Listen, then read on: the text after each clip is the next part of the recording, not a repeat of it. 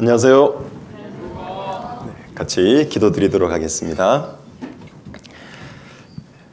오늘 하루 가운데에도 인도해 주시고 다른 곳이 아닌 말씀 앞으로 발걸음하게 해주시고 귀한 하나님의 말씀을 함께 배울 수 있도록 귀한 기회를 주신 하나님 감사를 드립니다.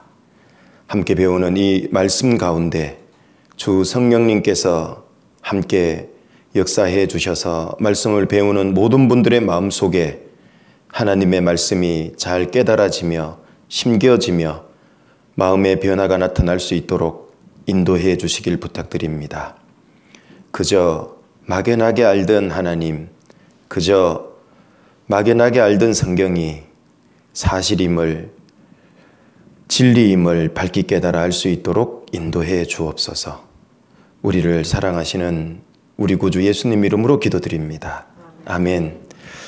누가복음 12장 16절부터 19절을 시작하는 말씀으로 같이 찾아보겠습니다. 누가복음 12장 16절부터 19절입니다. 누가복음 12장 16절부터 19절입니다.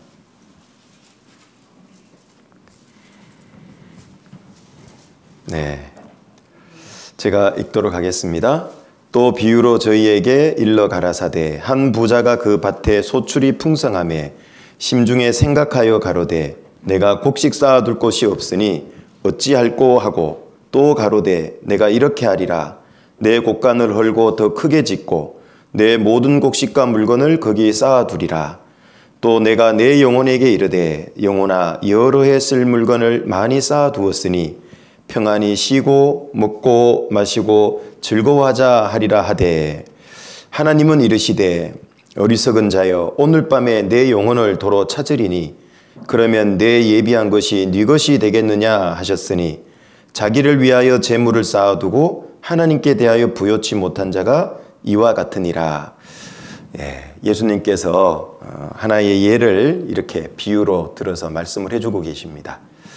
왜 사람들이 하나님을 만나지 못할까? 그 이유를 여기 잘 말씀해주고 계십니다. 한 부자가 등장하는데요. 물론 이름이 나오지 않습니다. 하나님과는 아무 상관없는 사람. 이 사람은 왜 하나님을 만나지 못했을까? 첫 번째 이유는 여기 내가 내 이렇게 내에다가 파란 글자로 이렇게 색깔을 입혀봤는데요. 이 세상에 이 부자처럼 많은 사람들은 착각 속에 살아가는 일들이 있습니다. 이 부자도 몇 가지 착각을 하고 있는데요. 그래서 하나님을 못 만났던 겁니다. 그래서 똑같은 부자와 같은 착각을 하지 말라고 예수님이 비유로 예를 들어서 말씀해 주십니다. 이 부자는 모든 것의 판단 기준이 자기 자신이 되고 있다는 거죠.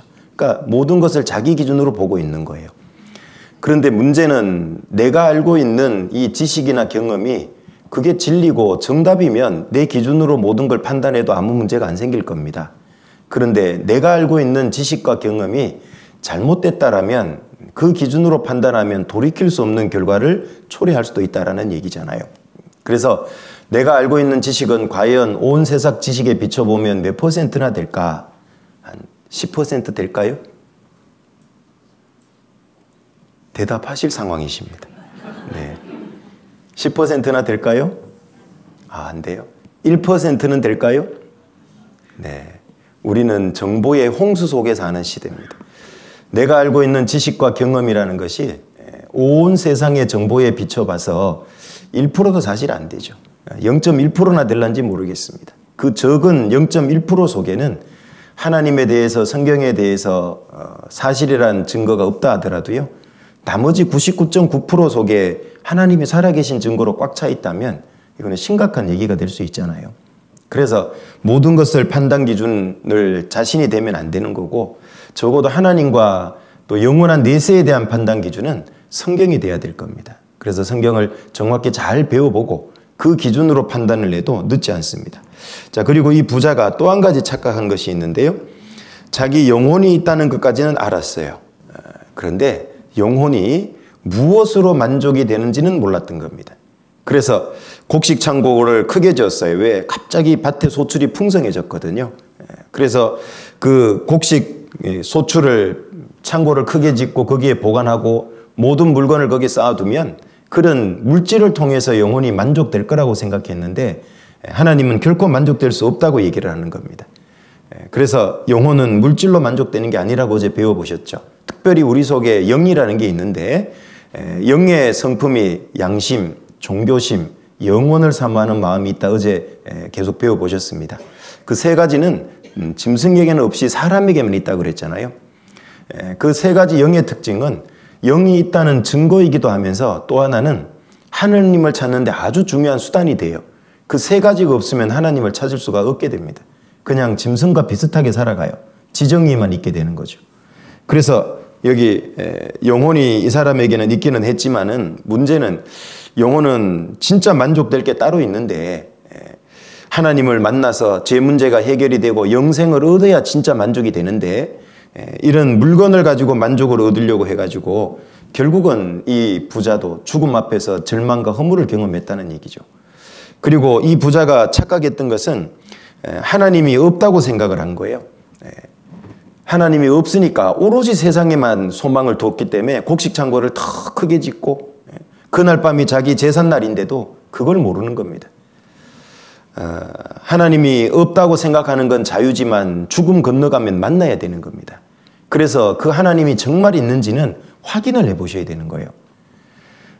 그리고 이 부자는 내세가 없다고 생각을 했던 겁니다. 그래서 오로지 현세에만 소망을 두고 살아갔던 거죠.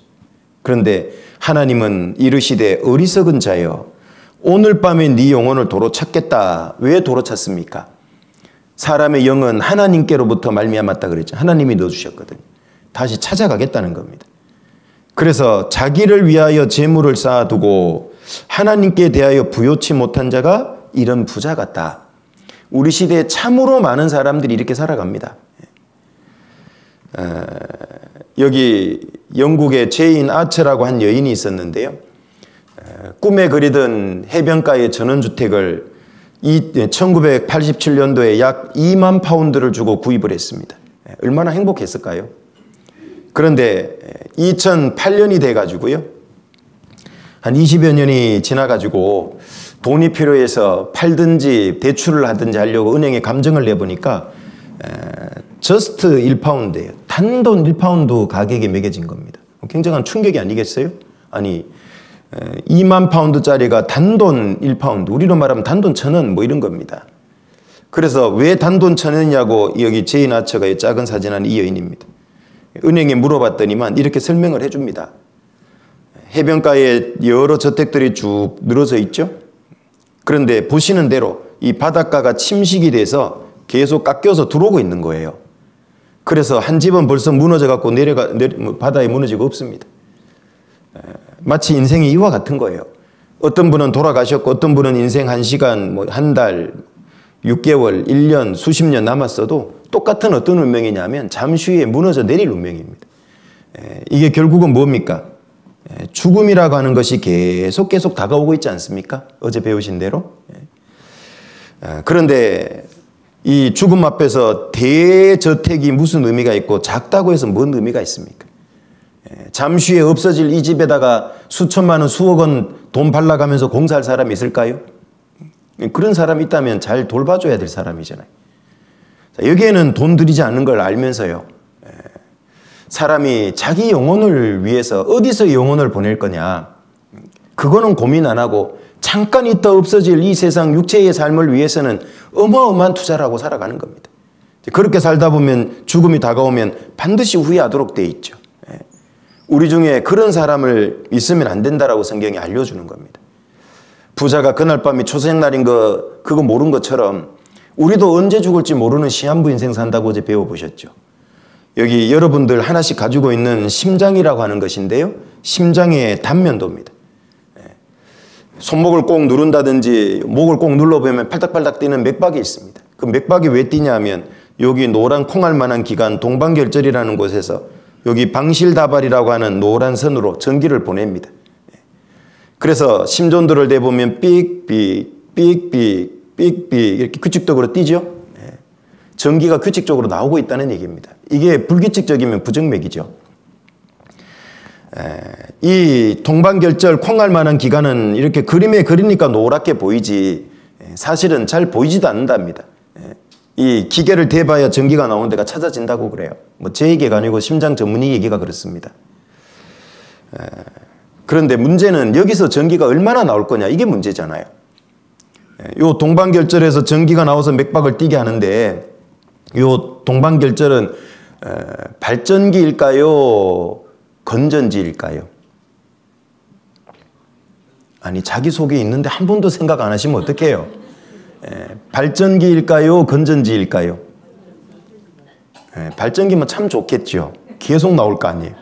안타깝게도 건전지죠. 들어있는 만큼 나와요. 사람마다 다 다릅니다. 평균 수명이라는 게 있어서 있기는 하지만 그 수명을 꼭 채우는 건 아니잖아요. 여러분 요 콩알 만한 기간에서 전기 다 하면 가는 거예요.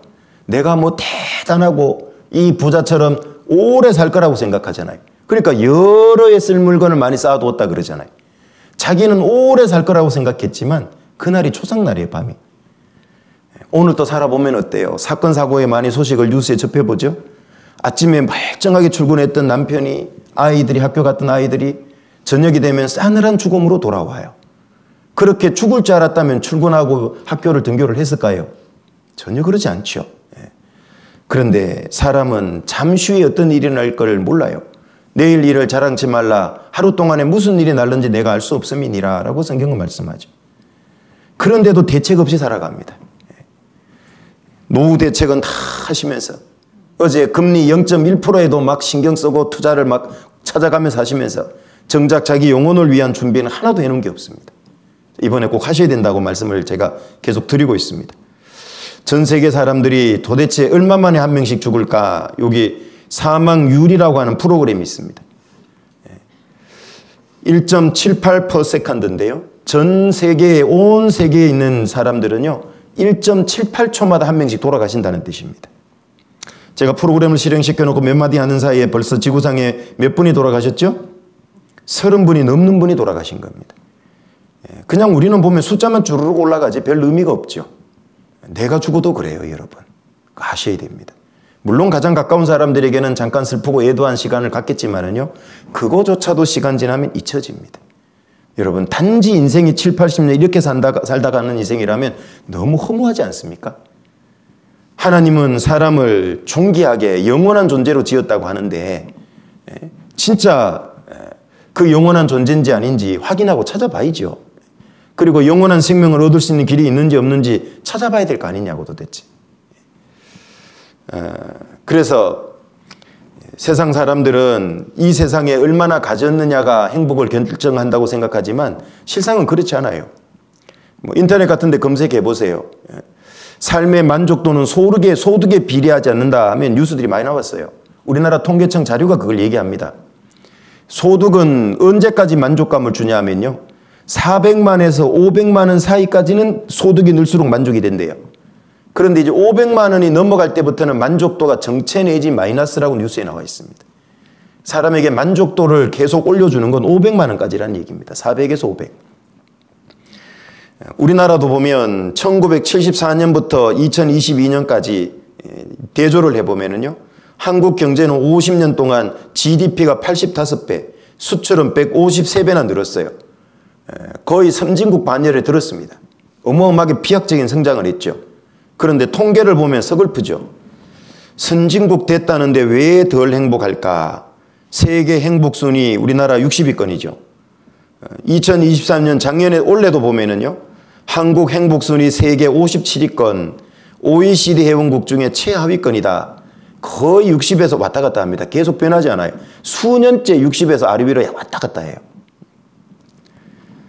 17년째 자살률 1위인 대한민국.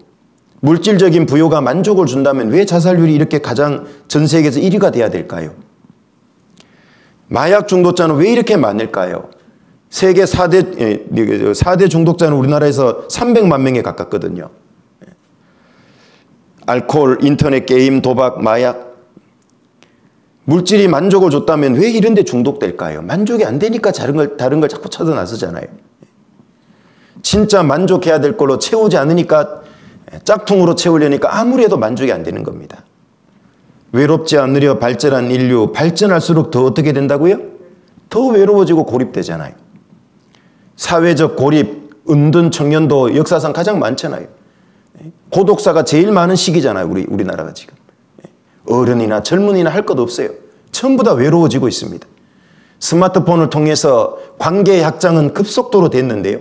반대로 그걸 통해서 관계의 깊이는 급속도로 얕아졌다는 게 문제죠.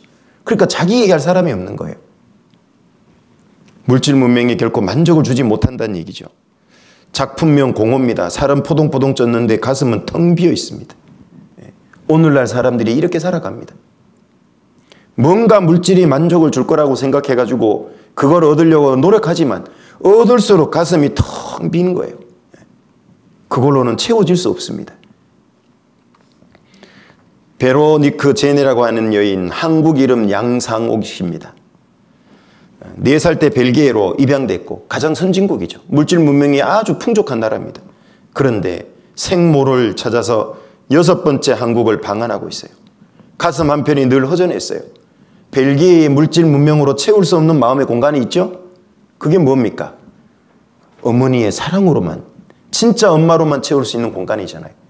사람도 마찬가지입니다. 진짜 하나님을 만나야, 진짜 신을 만나야, 제 문제가 해결이 돼야, 죽음 건너갈 때도 영원한 생명을 가지고 있어야 결코 절망하는 법이 없습니다. 그런데 이 세상 물질 갖고 부자처럼 채우려고 하니까요, 아무리 채워도 만족이 안 되는 거예요. 이 아이는 보기만 해도 참 짠해 보이죠? 지금 엄마가 있는 아이일까요? 없는 아이일까요? 그러니까 가짜 엄마를 분필로 그려놓고 그 가슴에 안겨 있는 거예요. 이 가짜 엄마가 만족을 줄 수 있을까요? 줄 수 없죠. 엄마를 잃어버린 아이에게 아이스크림 풍선, 인형, 장난감을 사주면요, 그때 잠깐 울음을 그치게 할 수는 있어요. 그러나 잠시 후에 진짜 엄마 때문에 또 울까 안 울까요? 울어요. 인생이 딱 그런 겁니다. 이 세상적인 걸 가지고 잠깐 만족, 잠깐 하는데요, 궁극적으로는 만족이 안 되잖아요. 그래서 진짜 행복의 길은 고아는 부모를 만나야 되듯이 모든 인생은 하나님을 만나야 존재의 이유와 목적이 설명이 되고 깨달아지는 겁니다. 여러분, 여기 물컵이 하나 있습니다. 손잡이가 어느 쪽으로 붙어 있죠? 그쪽에서 보기에는 왼쪽? 그러면 이렇게 하면 어느 쪽에 붙어 있죠? 금세 바뀌네. 네, 손잡이는 바깥쪽에 붙어 있는 겁니다. 네, 잠깐 고정관념을 좀 깨보시라고. 네, 하나님과 성경에 대한 고정관념을 좀 깨보세요. 그러려면 어떻게 해야 돼요? 내 생각을 내려놓고 성경을 한번 마음을 열고 배워보시면 됩니다. 그럼 그토록 어려워 보이던 하나님 쉽게 만납니다. 그토록 어려워 보이던 성경이 쉬워지는 겁니다. 오늘 저녁에도 하나님은, 또 예수님은 말씀을 통해서 나의 마음 문 밖에서 녹화하고 계십니다. 문 좀 열어보라고. 그래서 요한계시록에도 내가 문 밖에 서서 두드리노니 누구든지 내 음성을 듣고 문을 열면 내가 그에게로 들어가 그로 더불어 먹고 그는 나로 더불어 먹으리라. 서로의 교제의 만남이 시작되는 거예요. 잘 보시면 마음 문은 바깥에 손잡이가 있습니까? 없습니까? 없어요. 무슨 뜻이죠? 마음 문은 밖에서 못 열어요. 자기가 안에서 열어야 되는 겁니다. 왜 하나님을 못 만날까? 마음을 닫아서 그래요. 오늘 저녁에 꼭 여세요. 여세요? 네. 여시면 누구라도 만날 수 있습니다. 하나님 보실 때 우리는 얼마나 존귀한 존재냐 하면은요, 창세기 1장 27절에 보면 같이 화면을 보고 읽어볼까요? 하나님이 자기 형상 곧 하나님의 형상대로 사람을 창조하시되 남자와 여자를 창조하시고 하나님의 자기 형상대로 우리를 만들었다, 이렇게 말씀하죠. 그러니까 하나님 자기 형상이 뭘까? 어제 배운 대로 하나님은 영이라 그랬죠. 영적인 존재로 만들었다 그 말이에요. 여러분, 길 가다가 이런 그림을 한 10만 원에 사라 그러면 사시겠습니까? 무슨 초등학생이 막 대고 말고 그려놓은 그림 같죠? 그런데 저는 100만 원에 사라 그래도 카드 긁어서라도 삽니다. 왜냐하면 파블로 피카소 작품이거든요. 수백억 원짜리입니다. 200억씩 100억씩 막 이렇게 합니다. 우리는 왜 이걸 10만 원에도 안 살라고 그랬을까? 알아보는 지식이 없잖아요. 왜 그러면 100억 200억씩 할까? 누구의 작품이냐에 따라서 가치가 달라진다는 얘기죠. 여러분, 한 분 한 분은 어떤 존재인지 아십니까? 하나님이 플라스틱 바가지 공장에서 막 똑같은 거 찍어내듯이 그렇게 찍어낸 존재가 아닙니다. 각각이 존귀하게 지었다고 말씀하세요. 그러니까 남편이 나를 개무시해도 하나님이 볼 때 나는 어떤 존재라고요? 존귀합니다. 젊은 사람들이 나 늙었다고 헌신짝 취급해도 하나님 볼 때 나는 어떤 존재라고요, 어르신들? 존귀하다는 겁니다. 아주 존귀합니다. 사람의 영혼의 가치는 변함이 없습니다. 똑같이 존귀합니다. 길을 가다가 구겨진 5만 원짜리도 5만 원의 가치가 있고, 찢어져도 테이프로 붙이면 5만 원의 가치가 있고, 안타깝게도 응가가 살짝 묻어도 5만 원의 가치는 변함이 없죠? 많이 묻어도 변함이 있어요, 없어요? 없어요. 그래도 주워가서 닦아서 씻어서 써야 되지 뭐. 가치의 변함이 없어요. 하나님 앞에 우리가 죄로 비록 물들어 있고 하나님을 떠나고 등지고 있는 삶을 살아도 우리 속에는 하나님의 형상으로 지음받은 영이 있다 그 말이에요. 그래서 하나님이 나를 포기할 수가 없어요. 여러분, 부모가 포기할 수 있는 자식이 있을까요? 10손가락 깨물어서 안 아픈 손가락이 있을까요? 없잖아요. 부모는 포기할 수 있는 자식이 없어요. 10자식 다. 그렇죠? 하나님이 딱 그러세요. 그래서 내 인생 가운데 어떻게 하면 성경을 배워서 하나님을 만나게 할까? 하나님은 사람을 살펴보고 계세요. 그래서 하나님 만날 수 있는 제일 좋은 기회가 있으면 그 기회를 놓치지 않고 기회를 주세요. 이번에도 그런 기회를 하나님이 주셨다고 제가 어제 말씀드렸죠. 그래서 말씀 앞에 나오시는 겁니다. 그래서 시편 49편 20절에 보면은요, 사람은 존귀에 처하는데 그거 깨닫지 못하면 짐승과 매 한 가지처럼 산다. 사실 짐승만도 못해요. 이거 못 깨달으면. 여러분, 짐승은 고부 갈등 같은 거 있을까요? 사람만큼 복잡한 짐승은 없죠. 무슨 거북이는 수백 년을 살잖아요. 막. 독수리는 창공을 헐헐 날아다니잖아요. 얼마나 좋아요. 사람만큼 복잡한 존재가 있냐고. 근데 왜 사람을 만물의 영장이라 그럴까요? 신령 영자에 길장자를 쓰거든요. 그건 바로 육체를 얘기하는 게 아니고 사람 속에 영혼을 두고 한 얘기입니다. 영혼은 죽음 건너가도 영원히 존재한다는 걸 잠깐 배워보셨습니다. 영혼이 있다는 것도 확실히 어제 배워보셨습니다. 자, 이런 돌덩어리도 지나가다 만나면 주워갈까요? 걷어차고 갈까요? 네, 벌써 느낌이 오죠. 아까 봤기 때문에 저거 보통 아닐 거요? 네, 보통 아닙니다.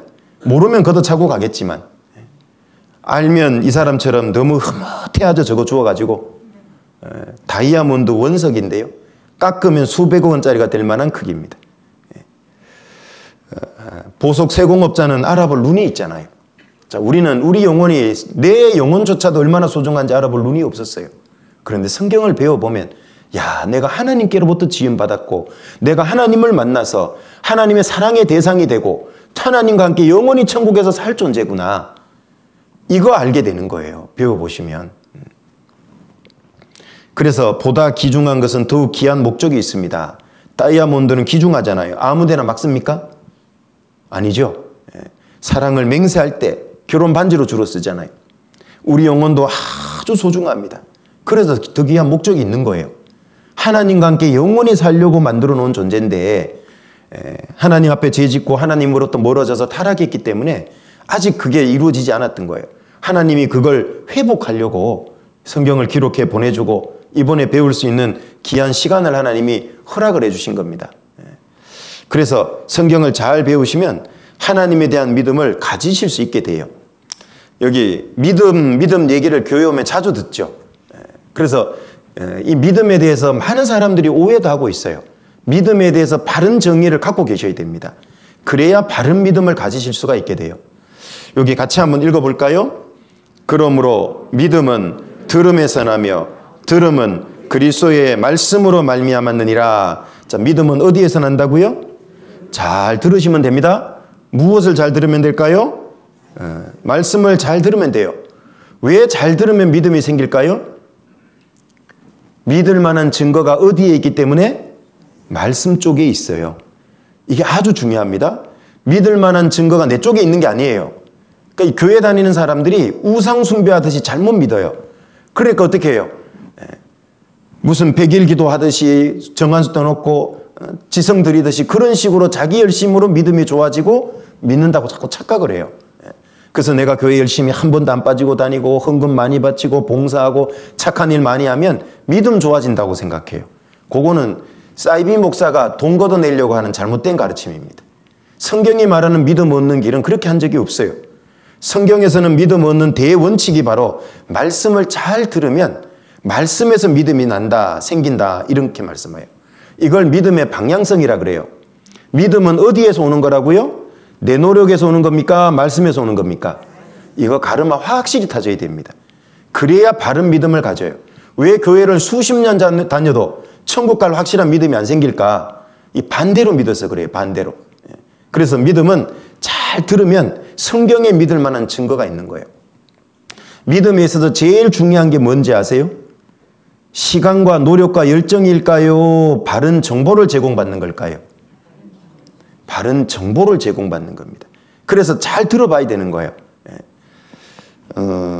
여기 성경책 뒤에 찬송가 뒤에 제가 가위바위보 중에 뭐라고 있는지 한번 맞춰보세요. 세 개 중에 하나에 찍어보세요. 주먹. 근데 거의 90%가 주먹을 좋아하시더라고요. 그래서 기쁨을 드리기 위해서 주먹을 지었습니다. 목사가 주먹이라 그러니까 한 달 동안 의심없이 믿었습니다. 한 달 후에 찬송가가 치워졌어요. 믿음의 부도가 났죠. 왜 부도가 났습니까? 한 달이라는 시간이 부족해서 부도 났습니까? 한 달 동안 열심히 믿은 열정이 부족해서 부도가 났습니까? 무엇 때문에 부도 났습니까? 대답하실 상황입니다. 무엇 때문에 부도가 났습니까? 확인 안 하셨잖아요. 찬송가 치우고 가위인지 주먹인지 보고 믿으면 되잖아요. 확인하고 믿어야지. 많은 기독교인들이, 많은 종교인들이, 많은 종교가 이런 식으로 가르쳐요. 덮어놓고 열심히 믿기만 하래요. 그런 걸 맹신이라 그럽니다. 열심히 열정적으로 믿으래. 그게 광신이라 그럽니다. 제일 중요한 건 하나님은 그런 막 열심 열정보다도 중요한 게 하나님은 여호와를 아는 것을 원한다고 말씀해요. 알려면 어떻게 해야 돼요? 배워봐야죠. 들어봐야죠. 그래서 믿음에 있어서 제일 중요한 건 믿음의 대상에 대한 바른 정보를 제공받는 거예요. 그래야지만 그게 믿을 만한지 안 믿은지 분별이 되잖아요. 덮어놓고 믿으면 언젠가는 부도날 수 있잖아요. 그래서 우리는 힘들지만 어제부터 계속 하나님에 대해서 성경에 대해서 바른 정보를 확인하고 있는 거예요. 제공받고 있는 거다 그 말이에요. 그래서 믿음은 들음에서 납니다. 말씀을 잘 들어보시면 그 속에 충분히 믿을 만한 정보가 있다 그 말이죠. 어렵지 않죠? 네, 이제 그런 뜻입니다. 자, 여기 어떤 분은 막 교회 다닐 때 자기 막 열심 화끈한 거 뜨끈한 거 눈물 쑥 빠져가지고 그때 믿었다 그러는데요. 그 자기 느낀 감정은 위험해요. 왜? 시간 지나면 변할까 안 변할까요? 변해요. 변해요. 느낀 감정은 변해요. 또 자기 느낌에 속을 수도 있어요. 실험한 건데 한번 보셔요. 가운을 입은 연구진이 기적의 신소재로 만들었다는 건강용품 체험전을 엽니다. 그러나 실은 모두 쇠붙이로 만든 가짜. 나이 지긋한 박사와 연구원 역시 연기자입니다. 어서 오십시오. 시간 되시면 잠깐 보고 가세요. 좀 혈액순환은 잘 되시는 것 같아요? 예, 뭐가 이렇게 흐르는 느낌이 드는 것 같아요. 이번엔 대형 쇠붙이가 등장하는데 이때 기적의 신소재가 자기장을 끌어들인다는 설명을 덧붙입니다. 지금 상당히 많이 자기장이 팔목으로 흡수되고 있어요. 가벼워지는 것 같아요. 머리가 맑아진다거나 기분이 상쾌해지는 그런 감이 없으십니까? 기분이 상쾌해지는 것 같고요. 뭐 이렇게 끌려가는 듯한 느낌이 들어요. 이번엔 신소재로 만들었다는 장갑을 끼워주는군요. 신소재로 만든 장갑인데 섬유 재질로 변화시켜서 만든 장갑입니다. 반응이 올까요? 굉장히 뜨거워요. 아, 그렇습니까? 자기장이 몸에 흡수되고 있다는 증거입니다. 네, 그 약간 어깨가 아까 걸렸었거든요. 약간 좀 가벼운 느낌이 있고요. 땀이 나네요, 지금 손에서. 두꺼운 장갑 오래 끼고 있으면 땀 나요, 원래. 이것은 특수 제작된 옷입니다. 아픈 곳에 이 신소재를 붙이면 금세 통증이 사라진다고 말해줍니다. 물론 이것 역시 쇠조각에 불과합니다. 가만히 한번 느껴보십시오. 이쪽보다 이쪽이 가뿐한데요? 아, 그렇습니까? 좀 안 맞는 기분입니다. 아, 그래요? 평소에 좀 두통이 있으셨어요? 예, 많이 있어. 아, 그렇습니까? 아침 있나면 머리가 아파요. 좀. 아, 그러시구나. 이게 좀 약간 무거운데 보기에도 이상하게 생긴 뿔 달린 모자. 하지만 두통을 없앤다는 말에 사양하지 않고 머리에 씁니다.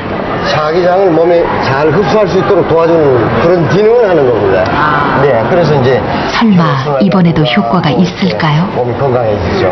기분이 좀 어떠시냐고요? 기분이요? 예. 기분이 좋죠. 그래가지고 내가 가슴이 아픈데 가슴이 안 아프고 금방 밥 먹고 가는데 좀 가슴 답답하더만 그것도 없으니까 나요. 처음에는 조금 이제 거시기 막 심장이 막 뛰고 좀 불안한데 지금 마음이 편하고 아, 예. 저 마음이 좋고 그냥 몸도 개푸한 것 같고 그래요.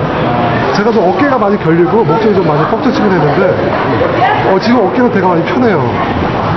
코가 하나도 안 나오고 감기 증상이 이렇게 사라진 것 같아요. 제작진이 만든 가짜 물건 가짜 아닌 것 같은데.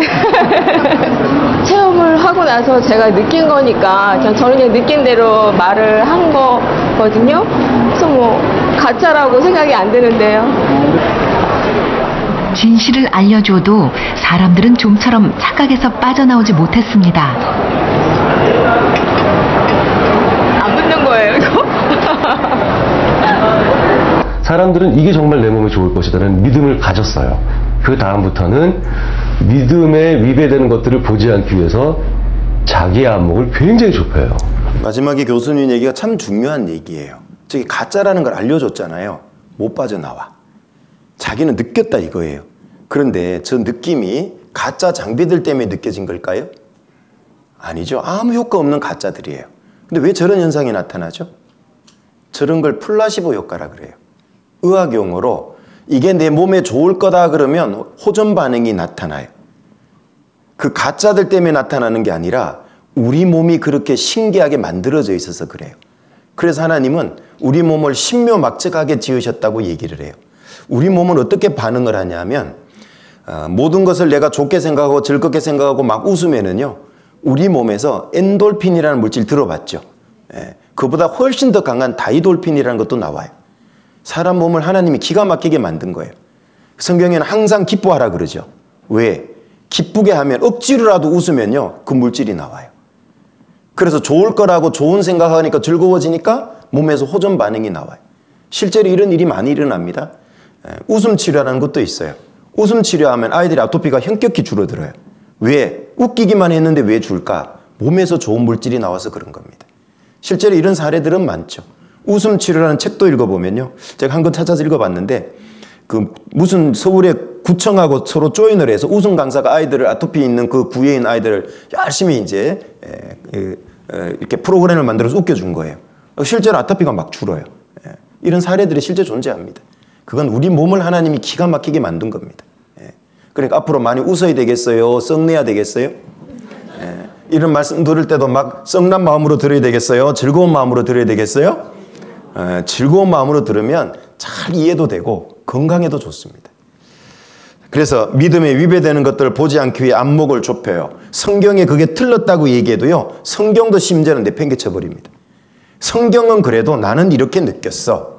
자, 이 사람은 자기가 만든 천국은 갈 수 있을지 몰라도 성경에 있는 천국에는 못 가요. 잘못된 믿음이거든요. 그러니까 우리는 어디에 맞춰야 되냐면 성경에다가 맞춰야 되는 겁니다. 자, 그리고 또 이렇게도 좀 설명을 드릴 수 있는데요. 고린도후서 13장 5절에 보면 너희가 믿음에 있는가 너희 자신을 시험하고 너희 자신을 확증하라. 내가 믿음에 있는지 확실히 자기는 확인해 보라는 얘기예요. 덮어놓고 막연히 믿으면 안 돼요. 예수 그리스도께서 너희 안에 계신 줄을 너희가 스스로 알지 못하느냐? 그렇지 않으면 너희가 버리운 자니라. 구원받은 게 확실하고 거듭난 게 확실하다면 자기 속에 그 죄에서 구원해 주신 은혜와 사랑이 확실히 깨달아 있어야 돼요. 그 예수님의 생명이 들어와 있는 거잖아요, 그 사람은. 그래서 예수님의 그 구원으로 생명으로 사랑으로 내 속에 들어와 있는 걸 스스로 알아요. 내 속에서 내 죄가 확실히 해결됐다는 걸 거듭난 사람은 알도록 돼 있어요. 난 그거 잘 모르겠는데 그분은 이번에 확실히 구원 받으시면 됩니다. 그래서 자기 신앙을 시험하고 확증해야 돼요. 그러지 않으면 이런 황당한 일이 벌어져요. 옛날 TV 프로그램에 진품 명품이라는 프로그램이 있었습니다. 어떤 남자가 자기 집안 대대로 내려오는 가부라고 이 한문 종이를 들고 나온 거예요. 그런데 전문위원들이 감정을 해봤더니만 깜짝 놀랐어요. 그 집안의 노비 문서였던 거예요. 출생의 비밀이 밝혀졌습니다. 노비 문서를 가보라고 믿었으니 얼마나 황당해요. 이런 일들이 실제 많이 일어나요. 믿음 세계에서는. 성경에 믿음 얻는 방법을 분명히 가르쳐 줬거든요. 믿음은 무엇에서 얻어야 된다고요? 말씀. 말씀 잘 들어야 돼요. 믿음은 성경에서 생겨야 되는 겁니다. 그런데 자기의 주관적인 느낌, 체험 갖고 믿으려는 사람들이 너무너무 많아요, 교회 안에. 무슨 방언이 터졌다는 둥, 갑자기 무슨 병이 고쳐졌다는 둥, 막 부흥회 때 안수기도 봤을 때 불이 머리로 들어서 옆구로 나갔다는 둥, 그런 믿음은 성경에 없어요. 그렇게 믿음 얻는다는 말씀은 없어요. 말씀을 잘 들어야 믿음이 생기는 겁니다. 그런데 그 잘못된 믿음을 오랫동안 고집하다 보니까 그게 맞는 줄 알고 못 빠져나와요, 사람. 사람에게는 묘한 심리가 있다 그러죠. 이것도 영상 한번 잠깐 보시고요. 여기 영상 속 강사가 따라 하라는 대로 한번 따라 해보세요. 네.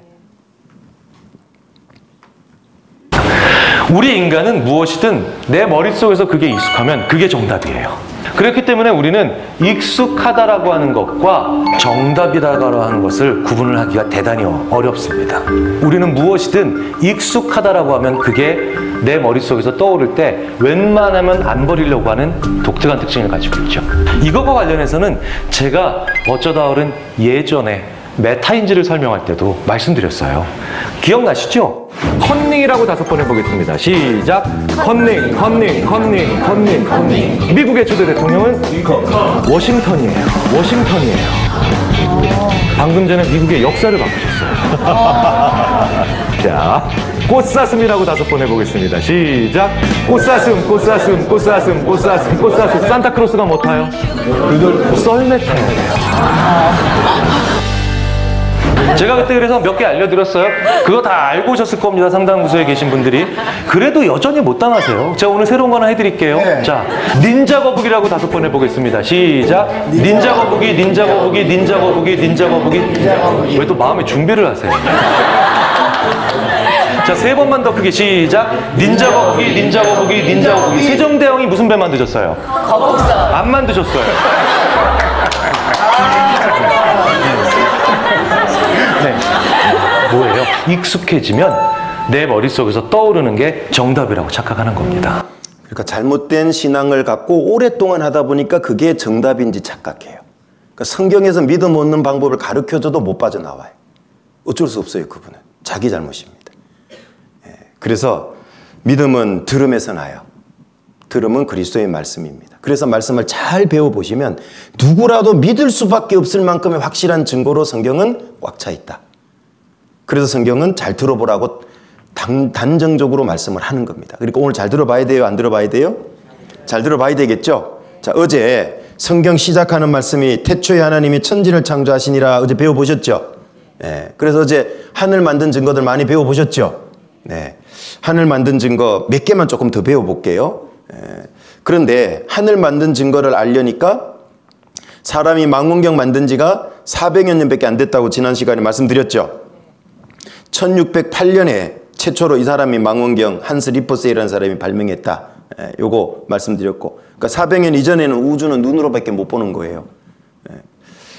그래서 여기 오늘 또 하늘 만든 증거 몇 가지 좀 생각해 보려고 하는데요.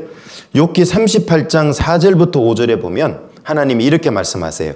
내가 땅에 기초를 놓을 때에 네가 어디 있었느냐? 네가 깨달아라거든 말할지니라. 누가 그 도량을 정하였었는지 누가 그 준성을 그 위에 띄웠는지 네가 아느냐? 알면 한번 대답해봐. 이런 뜻인데 단어가 좀 어려운 게 있죠. 도량이라는 말이 있고 준승이라는 말이 있어요. 도량은 보통 도량형이라 그러는데 크기, 부피, 무게 이런 걸 뜻해요. 즉 태양의 크기, 달의 크기, 지구의 크기. 이거 누가 정했는지 알면 대답해봐. 이런 뜻이고, 준승은 법도 준자의 줄승자예요. 줄자, 거리를 뜻해요. 지구와 태양과의 거리, 지구와의 달거리 누가 띄워놨는지 알면 대답해봐. 어제 배운 대로 본 사람 있어요, 없어요? 없어요. 모른다고 하는 게 정직한 대답이라 그랬죠. 이 말은 하나님 내가 했다 이런 뜻이죠. 인간 중에 이걸 한 사람은 없다라는 얘기죠. 이게 태양계 행성들의 크기입니다. 지구, 태양이 너무 커서 엉덩이만 보이고요. 수성, 금성, 지구, 화성, 목성, 토성, 천왕성, 해왕성이에요. 이 지구 바깥의 행성들이 한번 크기를 보세요. 지구하고 비교해보면 차이가 어마어마하게 많이 나죠. 왜 태양계 바깥의 행성은 이렇게 클까요? 목성, 토성, 천왕성의 왕성은 도량이 왜 이렇게 커야 되는지를 몰랐어요. 그런데 1970년대 중후반이 되면서 보이저 2호와 1호를 태양계 바깥으로 쏘아 보냈어요, 사람들이. 그리고 탐사해보고 알았어요. 왜 이렇게 커야 되는지를. 그래서 목성을 탐사해 보니까요. 만약에 이 목성이나 토성 같은 게 지금 바깥에, 지구 바깥쪽에 있지 않으면 현재보다 1000배 정도 지구는 위험해진대요. 왜? 소행성들이 날아오잖아요, 우주에서. 이걸 다 막아주는 역할을 해요. 그래서 실제로 1994년도에는 목성이 지구를 구해줬고요. 지금까지도 수천 번 구해줬대요. 목성이 없었으면 지구는 수천 번 멸망했다는 얘기입니다. 그래서 목성은 잘 아시는 대로 등치가 이렇게 크죠. 그래서 인력이 세요. 자석이 큰 자석이란 얘기입니다. 자기 옆으로 지나가는 저런 소행성도 유성도 끌어당겨 저렇게. 그래갖고 자기하고 충돌을 대고요. 직접적으로 자기에게는 날아오는 애는 저렇게 몸으로 맞고, 토성을 관찰해 보니까 벌집이에요, 벌집. 그 다음에 준승도 마찬가지입니다. 이 태양하고 지구와의 거리는 1억 5천만 킬로미터고 지구하고 달의 거리는 38만 4,400이에요. 그런데 만약에 태양, 지구, 달이 멈춰 있으면 어쩌다 이 거리를 유지할 수도 있겠죠. 그런데 문제는 지구는 달려요, 안 달려요? 지구는 이쪽으로 달리는 거죠. 공전을 하죠. 태양 주위를. 얼마의 속도로 공전하냐면 시속 10만 8천 킬로예요. 그것도 요 녹색 지대만 지나가요.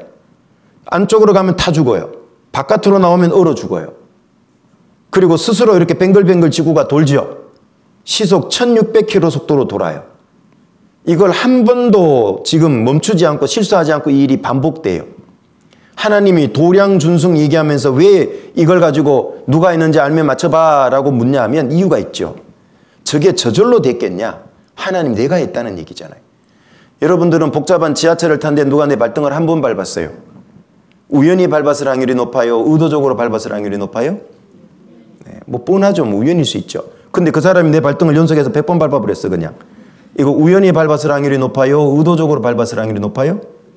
네, 우리는 양심상 똑같은 일이 100번만 반복돼도 우연이라고 우기기가 어려워요. 그죠? 네.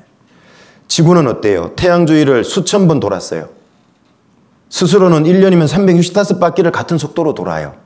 10년이면 3650바퀴, 100년이면 36,500바퀴를 이렇게 돌아요.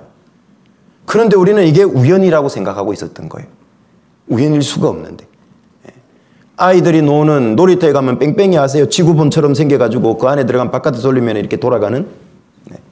그게 어쩌다 삑 돌다가 멈추면 바람 불어서 그럴 수 있죠.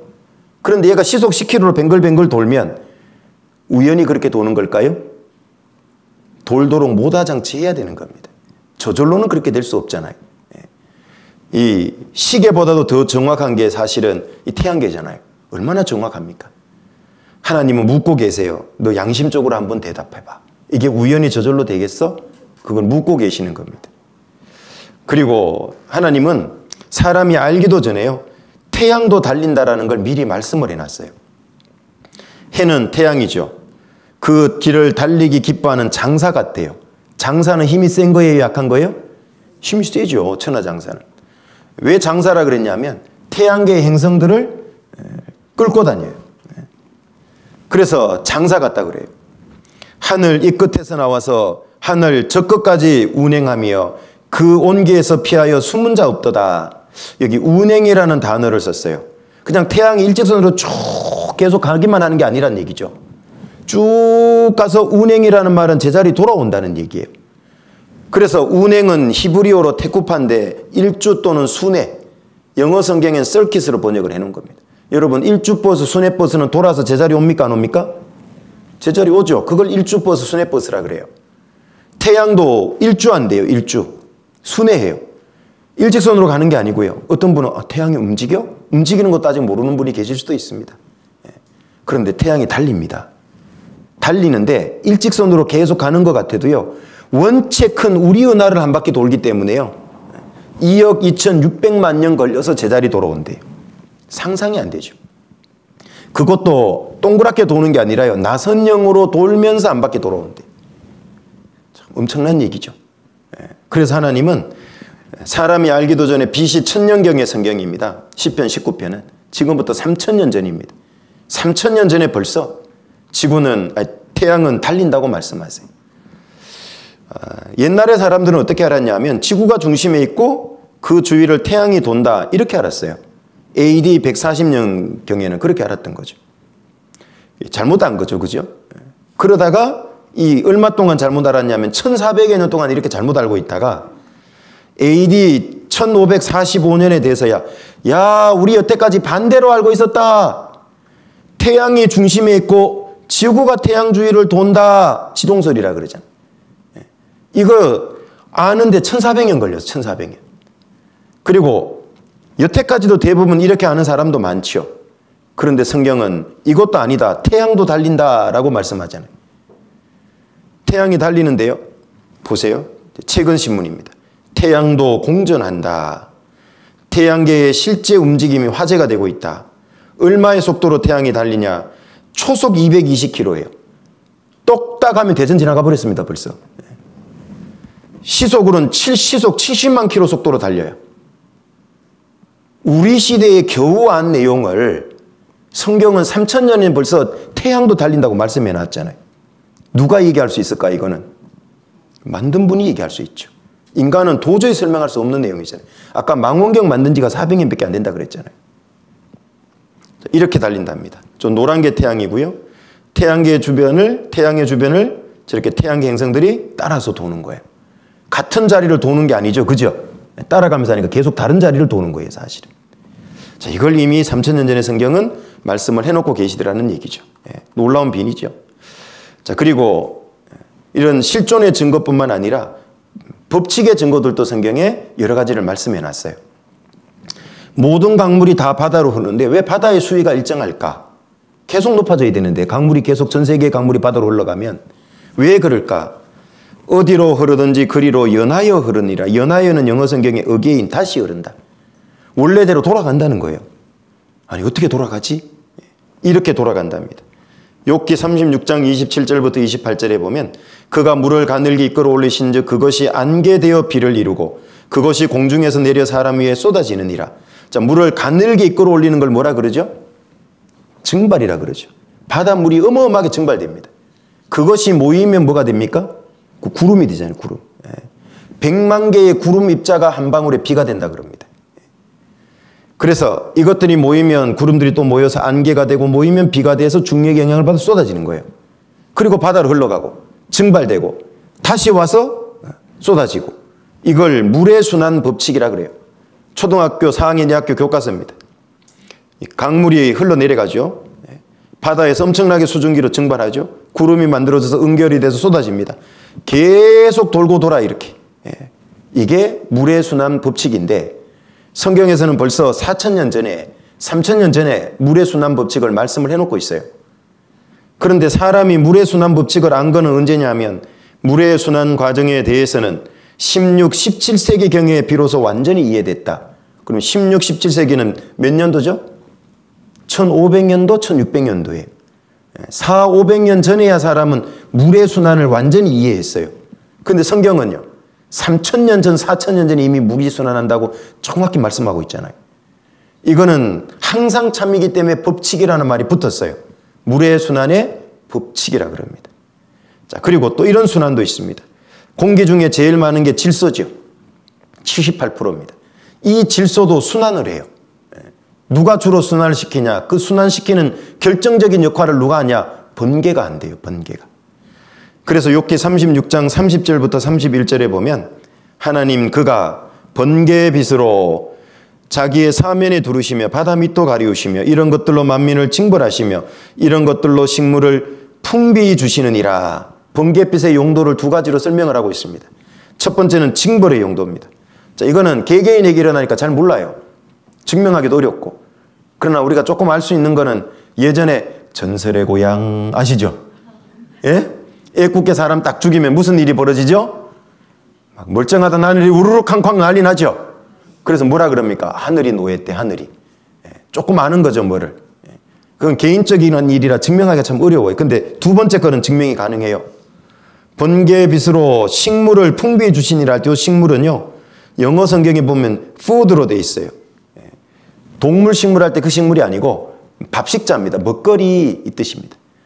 하늘에 번개가 치는데 땅 위에 먹거리가 풍성히 준비가 된다. 이게 전문적인 지식으로는 지금도 잘 모르는 내용입니다. 그런데 성경은 지금부터 4000년 전에 번개가 이 일을 한다고 써놓은 거예요. 사람들이 이게 뭔 말인지 전혀 몰랐거든요. 그러다가 언제 알았냐면 1995년도가 돼서야 알았어요. 1995년 신문에 번개는 생명체의 최대 질소원이다. 미국에서 새로운 실증적 연구 결과가 발표됐다. 증명이 된다 그 말이죠. 연간 10억 톤 질산 등으로 고정화. 하늘에서 번개가 치면은요, 공기 중에 제일 많은 게 78%가 질소인데 그게 바뀌어요. 뭐로 바뀌냐면 질산 비료로 바뀌어요. 번개가 그걸 바꿉니다.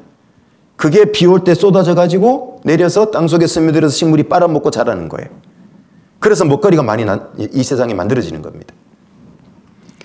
원리가 이렇게 된다는 게 밝혀졌습니다. 제일 많은 게 질소가 78%, 산소가 21%니까 99%를 구성하죠, 공기 중에. 번개가 촉매작용으로 얘 둘을 결합을 시키면 일산화질소입니다. 일산화질소인데요, 번개에 의해서 산소 하나가 더 이렇게 결합이 되면 이산화질소가 되고요. 이게 이제 공기 중에 있는 이산화질소가 물과 비를 만나면 이렇게 바뀌어요. 질산과 일산화질소로 바뀌어서 질산이 비 올 때 따라 내려옵니다. 그래서 소나기 같은 게 갑자기 확 쏟아지거나 하면 약간 시큼한 냄새 느낌이 드는 게 산이라서 그래요. 질산이라서. 섞여 내려왔기 때문에. 그래서 이렇게 식물이 빨아먹고요. 어려운 말로는 지지골격, 쉬운 말로는 몸뚱아리 이렇게 됩니다. 자기 몸을 만들어요, 몸. 그래서 이 세상에서 제일 많은 먹거리가 풀, 초식동물이 먹는 1차식 먹거리가 풀입니다. 그 중에서 일부 사람은 야채와 과일을 먹는 거죠. 가장 많은 먹거리가 만들어지죠. 그래서 이렇게 돼요. 질소의 순환이라고 과학 잡지에 나와 있는데요. 공기에 있는 질소를 번개가 질산으로 바꿔서 흙 속에 질산염으로 들어와 있는 거예요. 식물이 뿌리를 통해 이걸 빨아먹습니다. 그러면 식물은 누가 먹습니까? 또 동물이 뜯어먹죠. 사람은 뭐 먹습니까? 둘 다 먹어, 둘 다. 예. 얼마나 감사해요. 다 먹을 수 있어서. 그래서 결국은 이 식물도 죽고 동물도 죽고 사람도 죽으면 썩어요. 질화박테리아 때문에. 그럼 썩으면 뭐가 나오냐면 질소가스가 공기 중에 날아가요. 그리고 이걸 다시 번개가 질산으로 바꾸고 먹거리 만들고 죽고 썩으면 가스 되고 계속 이게 돌고 돌아요. 그런데 공기 중에 질소의 비율은 78%를 유지해요. 기적이죠, 기적. 그래서 이걸 질소의 순환이다 그래요. 번개가 이 일을 합니다. 오늘 처음 한 분도 많을 겁니다. 그런데 저걸 성경에는 4000년 전에 말씀해 놓고 있습니다. 질소 순환한다. 내가 번개를 그걸 위해 만들어 놨다. 사실입니까? 아닙니까? 확인됩니까? 안 됩니까? 확인되죠. 얼마나 믿기 좋습니까? 그래서 번개가 자주 치면요, 농부들은 다 압니다. 시골 가서 집회하면 금방 알아잡수세요. 번개 자주 치면 올해는 풍년 들랑갑이요 그래요. 실제 맞아요. 번개 잦으면 농작물 20% 증수가 됩니다. 왜? 공중에서 번개가 치면 질산과 아질산 가스가 형성돼서 비와 함께 떨어져 벼의 성장을 돕는다는 것. 그래서 풍년됩니다. 자, 이런 기암괴석 꼭대기 바위 산에 보면요, 소나무들이 붙어서 크죠. 수십 년, 수백 년 자라죠. 아니, 이 속에 무슨 거름이 있겠어요? 지하수가 있겠어요? 어째서 그 오래 자랄 수 있을까? 그 오랜 기간 동안. 때가 되면 하나님이 비를 쫙쫙 내려주죠. 그 속에 자기 몸을 만들 수 있는 질산 비료를 섞어서 뿌려주는 겁니다. 그래서 이렇게 오래 삽니다. 그리고 하나님께서는 바람도 결국은 순환하고 돌고 돈다라고 이렇게 말씀을 하고 계세요. 그걸 어려운 말로 대기순환의 법칙이다 이렇게 얘기를 해요. 저기 화면에 보시면 전도서 1장 6절은요. 그 위대한 왕 솔로몬 왕이 기록한 성경인데요. 솔로몬은 지금부터 3000년 전에 이스라엘의 왕입니다. 실존 인물이죠.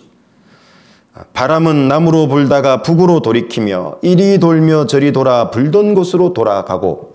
우리 눈앞에서는 바람이 정말 이리저리 부는 것 같죠.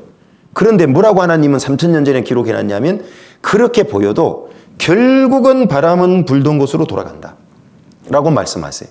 불던 곳으로 돌아가도록 되어 있다. 진짜일까? 이걸 대기순환의 법칙이라 그래요. 이걸 찾아낸 사람이 누구냐면 윌리엄 페렐이라는 사람입니다. 언제 찾았냐? 1856년도에 찾았어요. 그러니까 지금부터 대략 몇 년 정도 전이죠? 한 170년. 쉽게 말하면.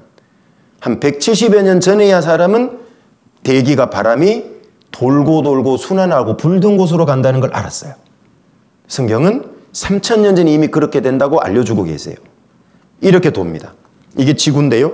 지구 겉표면에 바람들이 부는 바람들이 있습니다. 여기 적도입니다. 빨간 색칠한 곳이 적도입니다. 위쪽은 북반구, 남쪽은 남반구라 그러죠. 그런데 북반구나 남반구에 여기 저위도 지방에 부는 바람을 무역풍이라고 그래요. 무역풍. 근데 잘 보면 이게 투명한 튜브처럼 생겼죠. 맞습니까? 쭉 불어서 한 바퀴 돌아서 제자리 와요. 밑에 것도 그렇고. 그런데 뿐만 아니라 잘 보세요.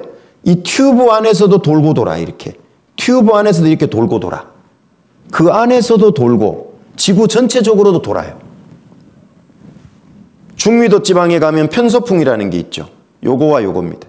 얘는 정확하게 서쪽에서만 부는 바람입니다. 얘도 돌고 돌아서 제자리로 가요. 그 안에서도 결국 돌고 돌고.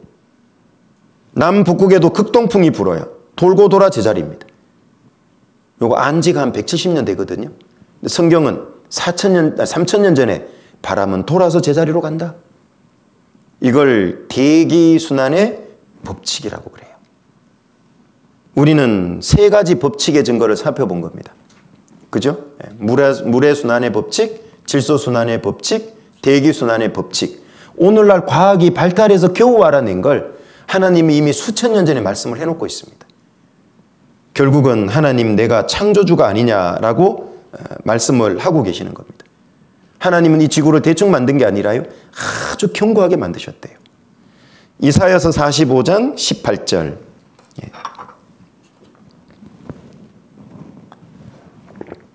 여기 보시면 하나님께서는요.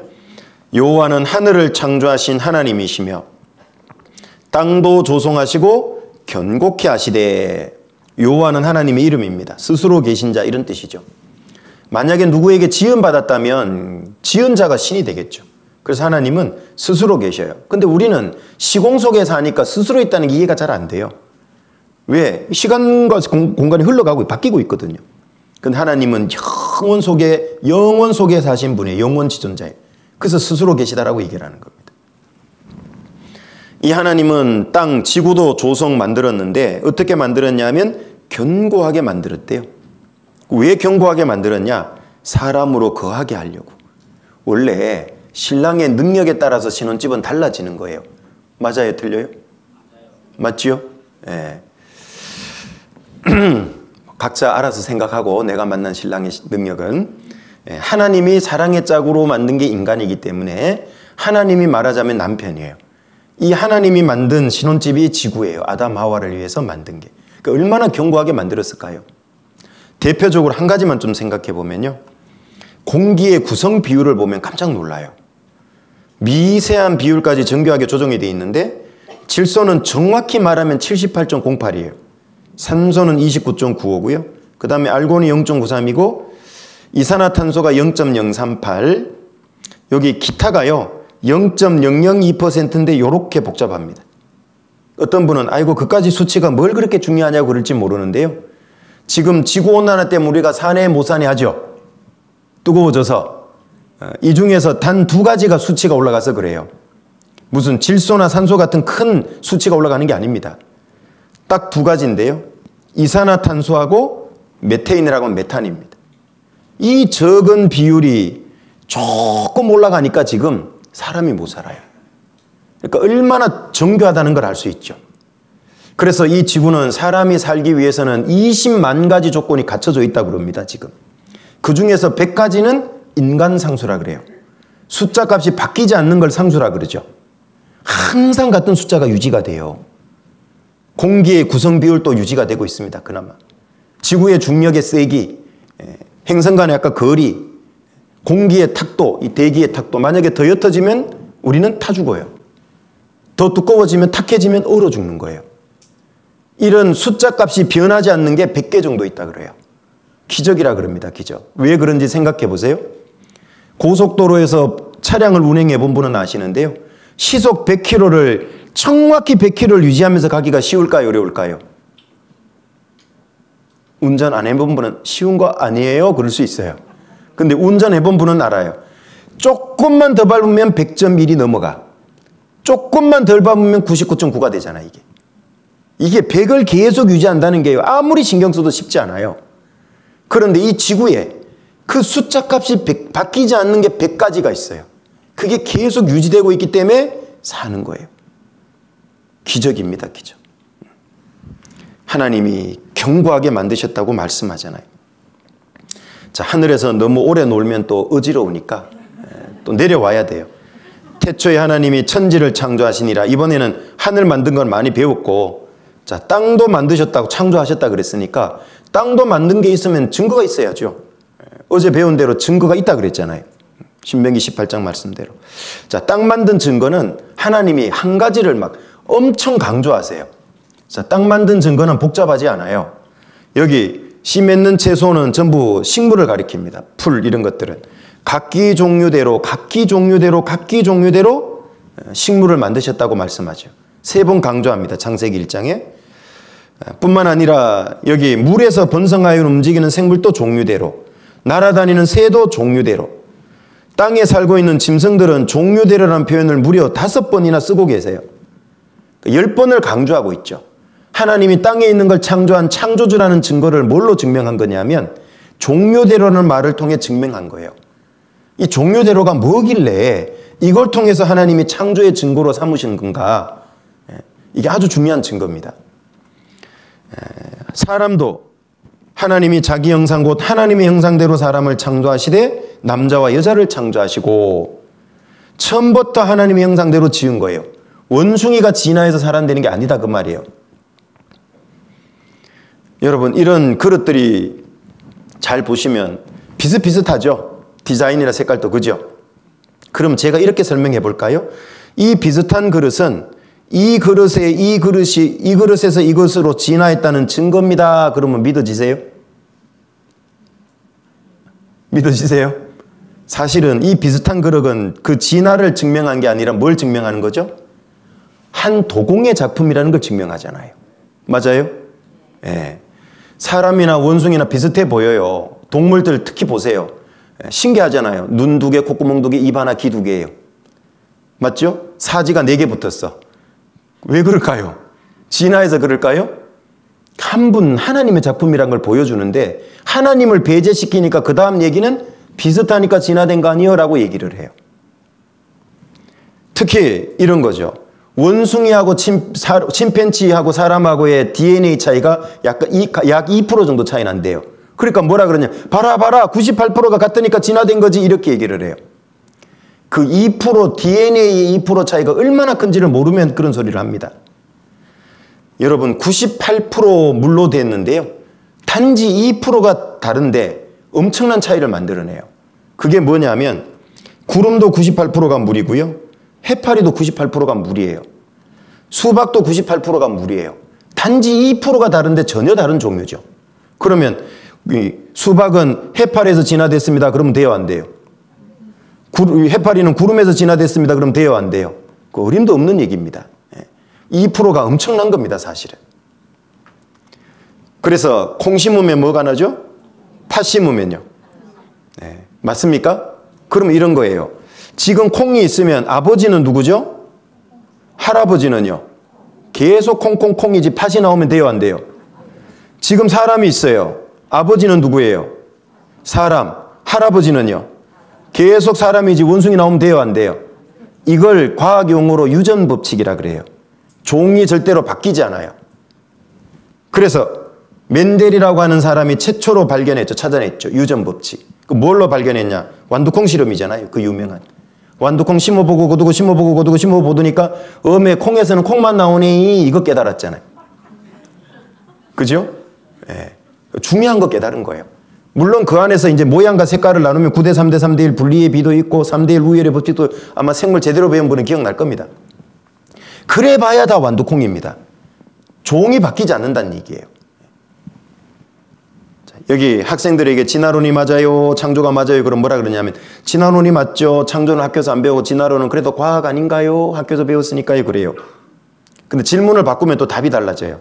학생들 진화론이 맞아요? 유전법칙이 맞아요? 물으면 그야 유전법칙이 맞죠. 법칙은 항상 참일 때만 붙일 수 있는 단어니까. 그런데 그 유전 법칙을 다른 말로 하면 종류대로예요. 창세기가 기록될 3500년 전에 구약시대에 유전 법칙이라는 단어를 쓰면 알아먹을 사람 있을까요? 없을까요? 한 명도 없습니다. 하나님이 아주 쉬운 단어로 바꿔준 겁니다. 종류대로라는 단어를 10번이나 쓴 거예요. 종이 안 바뀐다 그 말이에요. 처음부터 사람은 사람 종류, 원숭이는 원숭이 종류대로 만들어졌다 이런 뜻이죠. 믿는데 어려움이 없어요 사실은. 성경이 과학과 배치되는 게 아니에요. 성경은 과학의 정수예요. 아주 정확합니다. 여기 잠깐 영상 하나 보도록 하겠습니다.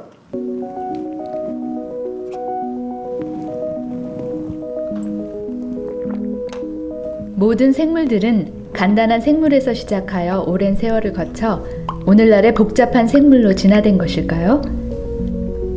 아니면 성경이 기록된 대로 우주를 초월하신 하나님께서 종류대로 창조하시고 그 종류 안에서 유전적 재조합에 의해 지금의 다양한 생물들로 변화된 것일까요? 진화론 하면 떠오르는 사람은 바로 찰스 다윈입니다. 1859년에 진화 과정으로 생물의 기원을 설명하는 종의 기원을 출판한 사람입니다.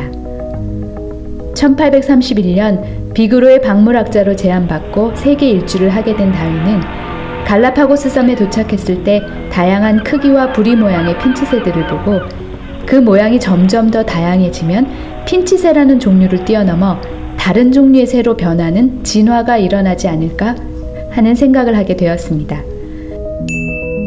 또한 이런 변화가 단지 핀치새만이 아니라 다른 생물에게도 동일하게 일어날 것이라고 생각했습니다.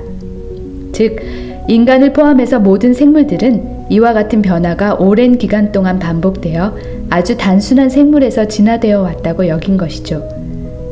그러나 핀치새가 다양한 모양을 보여준다고 해서 진화를 말하는 것일까요? 변한다고 모두 진화라고 할 수 없습니다.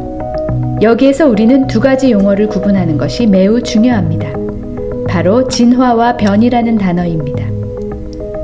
진화는 유전적 한계를 뛰어넘어 한 종류에서 다른 종류로 변화하는 과정으로 정의합니다. 반면에 변이는 종류를 뛰어넘지 못하고 유전적 한계, 즉 한 종류 안에서만 다양해지는 과정을 말합니다.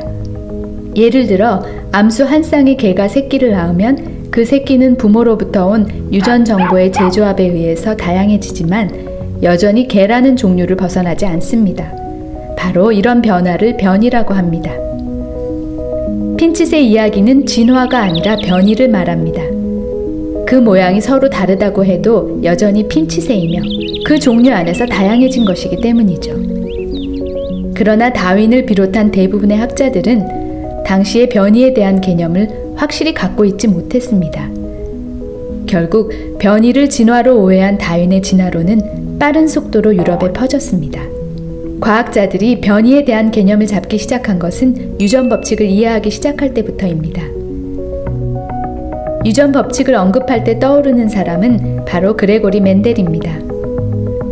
성직자 멘델은 자신이 머물렀던 어거스틴 수도원에서 완두콩 실험을 통하여 모양과 색깔을 연구한 결과 이들이 수학적 법칙과 맞아떨어지며 앞으로 어떤 확률로 나올 것이란 것까지 예측할 수 있었습니다. 즉, 같은 종류 안에서 유전 정보의 재조합에 따라 다양한 모양과 색깔을 나타냄을 알았으며 역으로 말하자면 완두콩이 아무리 다양할지라도 그 다양성이 유전 한계 내에서 일어나는 것이며 여전히 완두콩이라는 종류를 유지한다는 것을 알게 되었습니다. 그러나 이 역사적인 유전 법칙이 담겨있던 멘델의 논문은 다윈의 종의 기원이 출판될 때와 비슷한 1866년에 발표되었지만 멘델이 과학자가 아닌 성직자였기 때문에 잘 알려지지 않은 논문지에 실리게 되었고 이 때문에 이 연구 결과를 읽은 과학자가 당시에 거의 없었습니다. 실제로 멘델의 논문은 그가 죽은 뒤 논문이 발표된 지 35년이 지난 1900년에서야 학계에 알려졌습니다.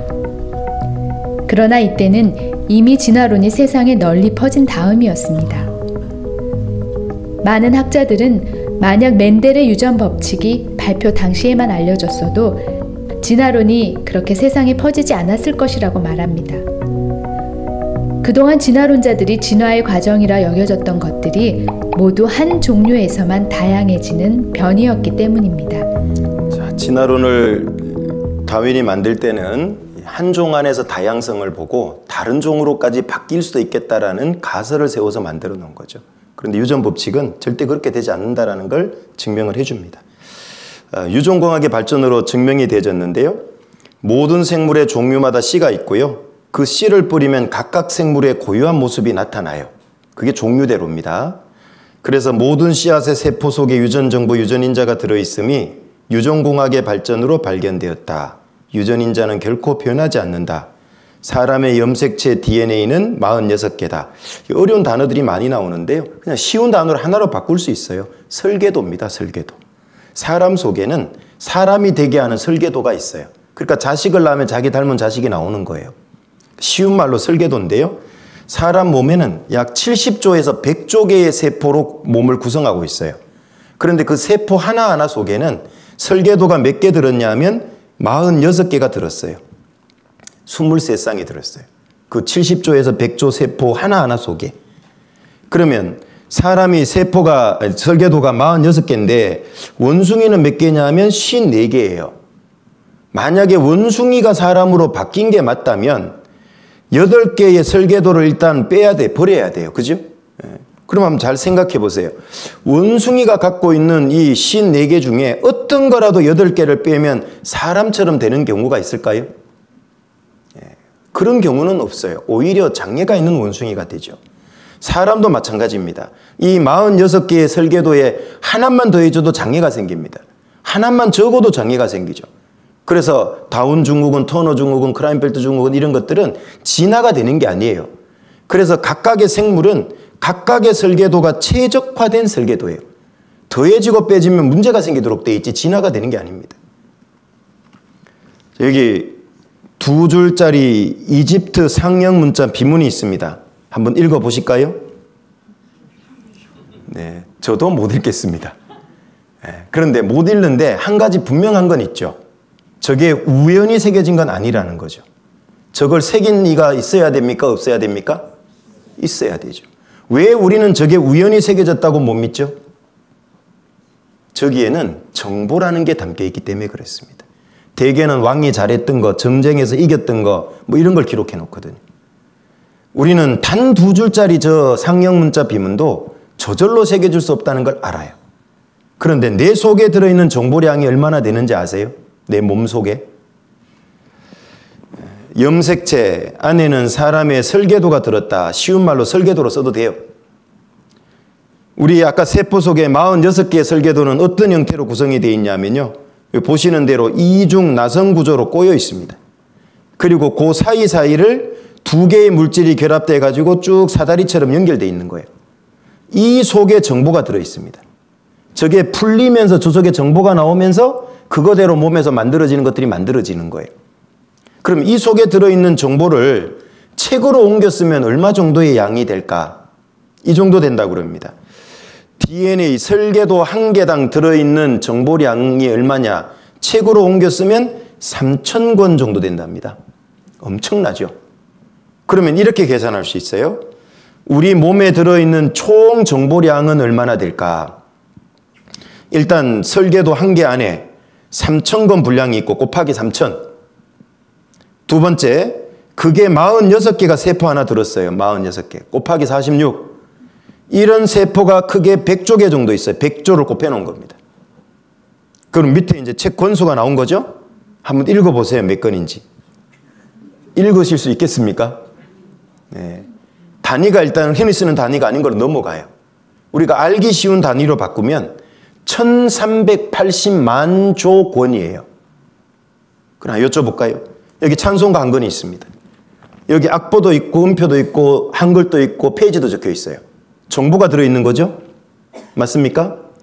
이 찬송가 한 권이 우연히 저절로 기록됐다고 믿을 수 있는 분 계세요? 이거 한 권도 저절로 기록될 수 없지요? 이걸 만들고 제작하고 만든 제본한 존재가 있어야 되는 거잖아요. 맞아요? 이런 책이 1380만 조 권이 있다면 그거는 더더욱 그래야 되는 거 아니냐 그 말이에요. 너 양심이 있으면 한번 대답해봐 라고 하나님이 묻고 계시는 겁니다. 나는 그래도 우연이라고 봐. 그건 어쩔 수 없어요. 잘 돌봐줘야지 그 사람. 네. 이 책이 우연히 기록됐다. 그럼 어떡할 수 있어요? 그렇게 우기면 어쩔 수 없는 거잖아요. 그런데 우리 양심이 그걸 허락지 않잖아요. 다시 말씀드리면 창조의 가장 확실한 증거는 하나님께서 바로 네 몸이다라고 얘기하는 겁니다. 멀리 볼 것도 없다. 여기 화면에 보시면 로마서 1장 20절에 하나님께서 같이 읽어볼까요? 창세로부터 그의 보이지 아니하는 것들 곧 그의 영원하신 능력과 신성이 그 만드신 만물에 분명히 보여 알게 되나니 그러므로 저희가 핑계치 못할지니라. 하나님이 만들어 놓은 그 만물을 보면 분명히 보이는 게 있대요. 뭐가 분명히 보이냐 하면 하나님의 능력, 신된 성품이 보인대요. 만들어 놓은 만물을 보면. 제가 이 스마트폰을 거의 100만 원짜리를 주고 사 쓰고 있어요. 요즘 비싸죠, 스마트폰들이. 왜 그 돈 주고 사 쓰고 있을까요? 큰 소리를 해보세요. 틀려도 화끈하게 틀려야 다음부터 안 틀리니까. 에? 아, 필요하니까. 예, 그것도 맞죠. 근데 더 근본적인 이유가 있죠. 못 만들어요. 제가 못 만들어서 사 쓰는 겁니다. 그러면 잘 보세요. 이걸 만든 사람은 이 자리에 없지만 적어도 스마트폰에 대해서는 저보다 능력이 뛰어나다는 걸 이 작품이 증명하잖아요. 맞아요? 예, 만든 작품을 보면 만든 이의 솜씨를 보여주죠. 그러니까 하나님이 딱 그러신 거예요. 하나님이 만들어 놓은 만물을 잘 보면 하나님만이 보여줄 수 있는 능력, 하나님의 신된 성품이 분명히 보인다. 하나님의 지혜, 지식 이런 것들이 보인대요. 만물을 한번 보겠습니다. 어디서 많이 본 듯한 거죠. 뭘까요? 고사리는 대가 올라가서 제가 저렇게 갈라지는 거예요. 이건 고비. 고비, 고사리 사촌. 잘 보면 하나님의 솜씨가 보여요. 뭐가 보이죠? 하나님 솜씨가? 아, 너무 정교하대. 박수 한번 우리 어르신. 이야, 맞아요, 맞아요.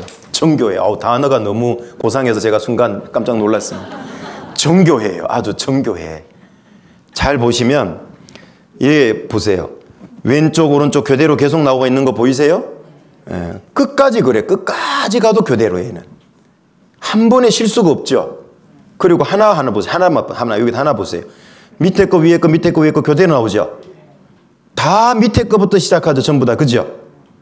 교대로 나오죠. 반대편도 보세요. 밑에 것도 시작해요, 안 해요? 밑에 거 위에 거 얘도 밑에 거 다 똑같죠. 얘가 어쩌다 우연히 일치한 걸까요? 설계도가 그래요. 설계도가. 그래서 얘만 그래요? 옆에 친구도 그래요? 둘 다 모양이 같죠? 왜 그래요? 똑같아요. 어쩌다 보니까 우연히 일치됐을까요? 우연히 일치될 확률은 거의 제로입니다. 이게. 종류대로입니다. 같은 종류는 같은 설계도를 갖고 있어요. 이게 종류대로고요. 여기 꽃도 있죠. 페랭이 꽃, 꽃잎 5개입니다. 옆에 것은 꽃잎이 몇 개일까요? 5개 맞아요? 아, 그래요? 5개네. 피지 않는 꽃봉오리가 꽃잎을 피우면 몇 개나 나올까요? 아니, 어떻게 안 봐도 5개라고 믿죠? 이미 사실은 종류대로를 믿고 계신 겁니다. 이게 얼마나 놀라운 얘기냐면 종류대로를 믿고 있으면서 자기는 성경 안 믿는다는 사람들이 태반이에요. 태반. 왜 그렇게 되냐면 성경에 뭐가 있는지를 몰라요. 그래서 아까 믿음은 어디에서 난다고요? 내 열심에서 납니까? 말씀을 잘 들으면서 난답니까? 그거 절대 잊지 말라 그랬죠. 도대체 어떻게 그 어려워 보이는 하나님을 믿고 성경을 믿을 수 있냐? 간단하게 하나님이 방법을 알려주고 계시잖아요. 믿음은 들음에서 나며 들음은 그리스도의 말씀으로 말미암았느니라. 로마서 10장 17절에. 말씀 잘 들으면 돼요. 그 속에 증거가 다 있기 때문에 내가 찾아 헤맬 필요도 없어요. 문제는 그렇게 가르치는 교회가 많지 않다는 게 문제긴 하지만 제대로 가르치는 교회 가서 성경을 제대로 배우면요, 제대로 믿도록 되어 있습니다. 어려운 게 아니에요. 하나님이 그렇게 어렵게 했다면 나쁜 분이죠. 하나님 믿는 걸 그렇게 어렵게 하면 지옥 가게 만든 것밖에 안 되잖아요. 아주 쉽습니다. 믿으면 잘 듣기만 하면 된대요. 말씀을. 자, 종류대로기 때문에 꽃잎이 똑같습니다. 저기 나뭇가지들의 모양을 사진으로 모아놨습니다. 잘 보고 대답해 주세요. 이 나뭇가지는 좌우로 2개, 오른쪽 하나, 좌우로 2개, 오른쪽 하나입니다. 그 다음 나뭇가지 모양 어떻게 생겼을까요? 좌우로 2개, 그 다음 오른쪽 하나, 좌우로 2개, 오른쪽 하나, 좌우로 2개. 왜 이럴까요, 얘가? 진화해서 이렇게 생겨 먹었을까요? 진화는 더 달았어야죠, 여기다가. 종류가 그래요, 얘는. 옆에 있는 이 나무는요, 왼쪽, 오른쪽, 왼쪽, 오른쪽 교대로 끝까지 교대로 나와요. 여기 눈도 보면 좌우로 교대로 나오고 있죠. 설계도가 그래요. 이 옆에 있는 이 단풍나무는 한 마디에서 꽃잎이 2개, 2개, 2개, 2개, 끝까지 2개씩 나와요. 외부 자국으로 떨어지지 않으면. 그리고 모든 단풍나무 잎은 몇 개로 갈라져 있죠? 보니까 5개로 갈라져 있어요. 우연히 나오다 보니까 5개가 맞아 들어간 걸까요? 아니죠. 설계도가 똑같습니다. 그걸 종류대로 유전법칙이라 그래요. 타종과는 교잡이 불가능한 포유동물. 종은 고정되어 있다. 무슨 얘기냐면 암캐가 새끼 날철이 되면요, 초대장도 안 보냈는데 묶어놓지 않은 동네 숫개는 떼거지로 몰려와. 이게 왜 이럴까? 과학자들이 연구해 보니까요, 동일한 종끼리만 감지하는 이성 유인 물질인 페로몬이 있다는 걸 알게 됐어요. 그 냄새를 맡고 숙회들이 오는 거예요. 이미 숙회는 태어나면서부터 그 코 속에요, 후각세포 속에 암캐의 페로몬에 대한 정보를 갖고 있다고 그래요. 그래서 정확히 냄새를 맡고 오는 겁니다. 그래서 종류대로 생식하도록 만든 거예요. 타종과는 섞일 수 없도록 벽이 있다는 뜻이 이런 겁니다. 상어도 마찬가지고요. 다른 짐승도 마찬가지입니다. 이게 식물도 마찬가지인데요. 봄에 배꽃도 피고 사과꽃도 피죠. 수분이 돼야 열매가 달리잖아요. 누가 수분시키죠? 벌이 벌벌 날아다니면서 수분시키잖아요. 그러면 벌은 다리에 2개 보면 그 화분이 붙어 있어요. 노랗게. 아시죠? 거기에는 다양한 종류의 꽃가루가 묻어 있거든요. 그런데 사과 암술머리에 배 수술 꽃가루를 아무리 떡칠해도 아무 반응이 없어요. 그런데 사과 수술 꽃가루가 미세하게만 딱 발려줘도 수분이 일어나요. 무슨 얘기냐면 사과 암술머리에는 동종 수술 꽃가루를 구별하는 정보를 갖고 있다고 그래요. 모든 식물의 종류가 그래요. 그래서 수분이 일어나는 겁니다. 놀랍죠? 그게 종류대로입니다.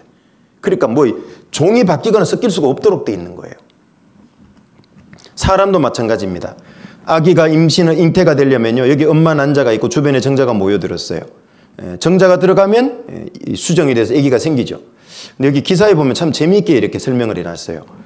난자는 자신의 단백질 구조와 같은 정자만을 통과시키는 종족 보존의 특성을 가지고 있다. 여기에 짐승의 정자가 오면요, 사람의 난자는 안 받아들여요. 왜? 이 정자 구조가, 단백질 구조가 사람 게 아니네 하고 구별을 해요, 난자가. 사람 것만 딱 받아들이는 거예요. 그게 종류대로입니다. 과학이 발달하면 성경이 부인될 줄 알았는데 오히려 과학이 발달할수록 성경은 증명되도록 돼 있습니다. 하나님이 흙으로 사람을 지었다고 지금부터 3,500여 년 전에 창세기에다 말씀을 했거든요. 사람 몸 성분이 흙이라는 건 3,500년 전에 알 길이 없어요. 왜냐하면 18세기 말엽에서 19세기 초에 이르러서 원형질과 광물질을 분석할 수 있는 과학기술이 그때 개발됐거든요. 즉 1700년대, 1800년대 돼서야 이 기술이 개발된 겁니다. 200여 년 전에. 그래서 분석을 해보니까 사람 몸 성분이나 흙 속에 있는 성분이나 똑같다는 걸 알게 된 겁니다. 신기하죠? 플라스틱을 태우면 플라스틱 성분의 재가 남아요. 사람은 매장하거나 태우면 흙 성분이 나온다니까요. 아무리 봐도 3,500년 전에 이게 흙으로 안 보이잖아요. 그런데 흙이라고 말씀해놓고 있습니다. 흙으로 할 수 있는 거는 잘 아시죠? 아이는 두꺼비 집 지을 거고, 도공은 좀 더 고차원적인 도자기를 만들 거고, 과학자는 반도체를 거기서 만들어낼 거고, 하나님은 흙으로 사람 생명을 만듭니다. 능력의 차이죠. 그리고 아담을 먼저 만들고 아담의 갈빗대를 취해서 여자 하와를 만드셨다. 이거는 교회 안 다니는 분도 많이 들어보셨을 겁니다. 그런데 여기에는 놀라운 과학이 숨어 있습니다. 어떤 과학이 숨었냐면 사람 몸속에 있는 206개의 뼈 중에서요, 재생이 안 되는데 잘 자르면 재생되는 뼈가 하나 있습니다. 갈빗뼈입니다. 기가 막히게 갈빗대를 빼서 아담을 만든 거예요. 하와를 만든 거예요. 만약에 다리뼈를 갖고 정강이 뼈를 가지고 하와 만들면 아담은 평생 어떻게 살아야 돼요? 절며 살아야 돼요. 절면서. 재생되는 게 어딘지를 하나님은 정확히 아는 거예요. 사람 뼈 중에. 잠깐 영상 보시죠. We all know the story of Adam and Eve. Adam was created from the dust of the ground, and Eve was created from a rib bone from man. There are 206 bones. 사람 몸에 206개 뼈가 있고 갈비뼈는 24개고요. Only one. 오직 하나, 갈비뼈만 잘 수술할 때 잘 잘라내면 다시 자랄 수 있다고 합니다. Will regrow if surgically removed correctly. You guessed it, the rib. One. Now think about that. 205 other choices. Now, how did Moses know that the one bone 어떻게 이걸 알고 이 갈비뼈로 여자를 만들 수 있었을까요? 모세가 똑똑해서 그렇게 기록한 게 아니고요. 하나님이 불러주는 대로 기록한 겁니다. 이런 내용은 척추측만증 웹사이트에 들어가 보면 다 확인해 볼 수 있다라고 이렇게 설명을 해주고 있습니다. 의료 웹사이트에 들어가 보면 정보를 확인해 볼 수 있다는 얘기죠. 참 놀라운 얘기고요. 그리고 과학이 발달하니까 인류의 조상은 유전적으로 하나라는 게 밝혀졌습니다. 무엇을 통해 알았냐면 여자는 미토콘드리아를 추적해서 알게 됐고요. 남자는 Y 염색체를 추적해서 알게 된 겁니다. 여기 이 기사를 좀 확대해 놓은 건데 정자와 난자가 수정할 때 난자는 정자의 핵에서 DNA를 나눠 갖는다. 난자는 DNA 결합 이상의 풍부한 세포다. 핵 안에 미토콘드리아는 작은 존재가 에너지 변이 역할을 떠맡는다. 미토콘드리아 역시 DNA를 지닌다. 이것은 어머니로부터만 전해받는다. 미토콘드리아 분석은 그래서 모계 사슬 탐지의 열쇠다. 자, 이게 좀 어려운 내용인데 영상 설명이 있으니까 한번 들어보세요. 이번 내용은 과학의 발전으로 알아낸 전 세계 모든 사람의 DNA를 역추적해서 알아낸 단 한 명의 여자, 즉 단 한 명으로부터 시작한 어머니, 미토콘드리아의 이부에 대해서 함께 나눠보겠습니다.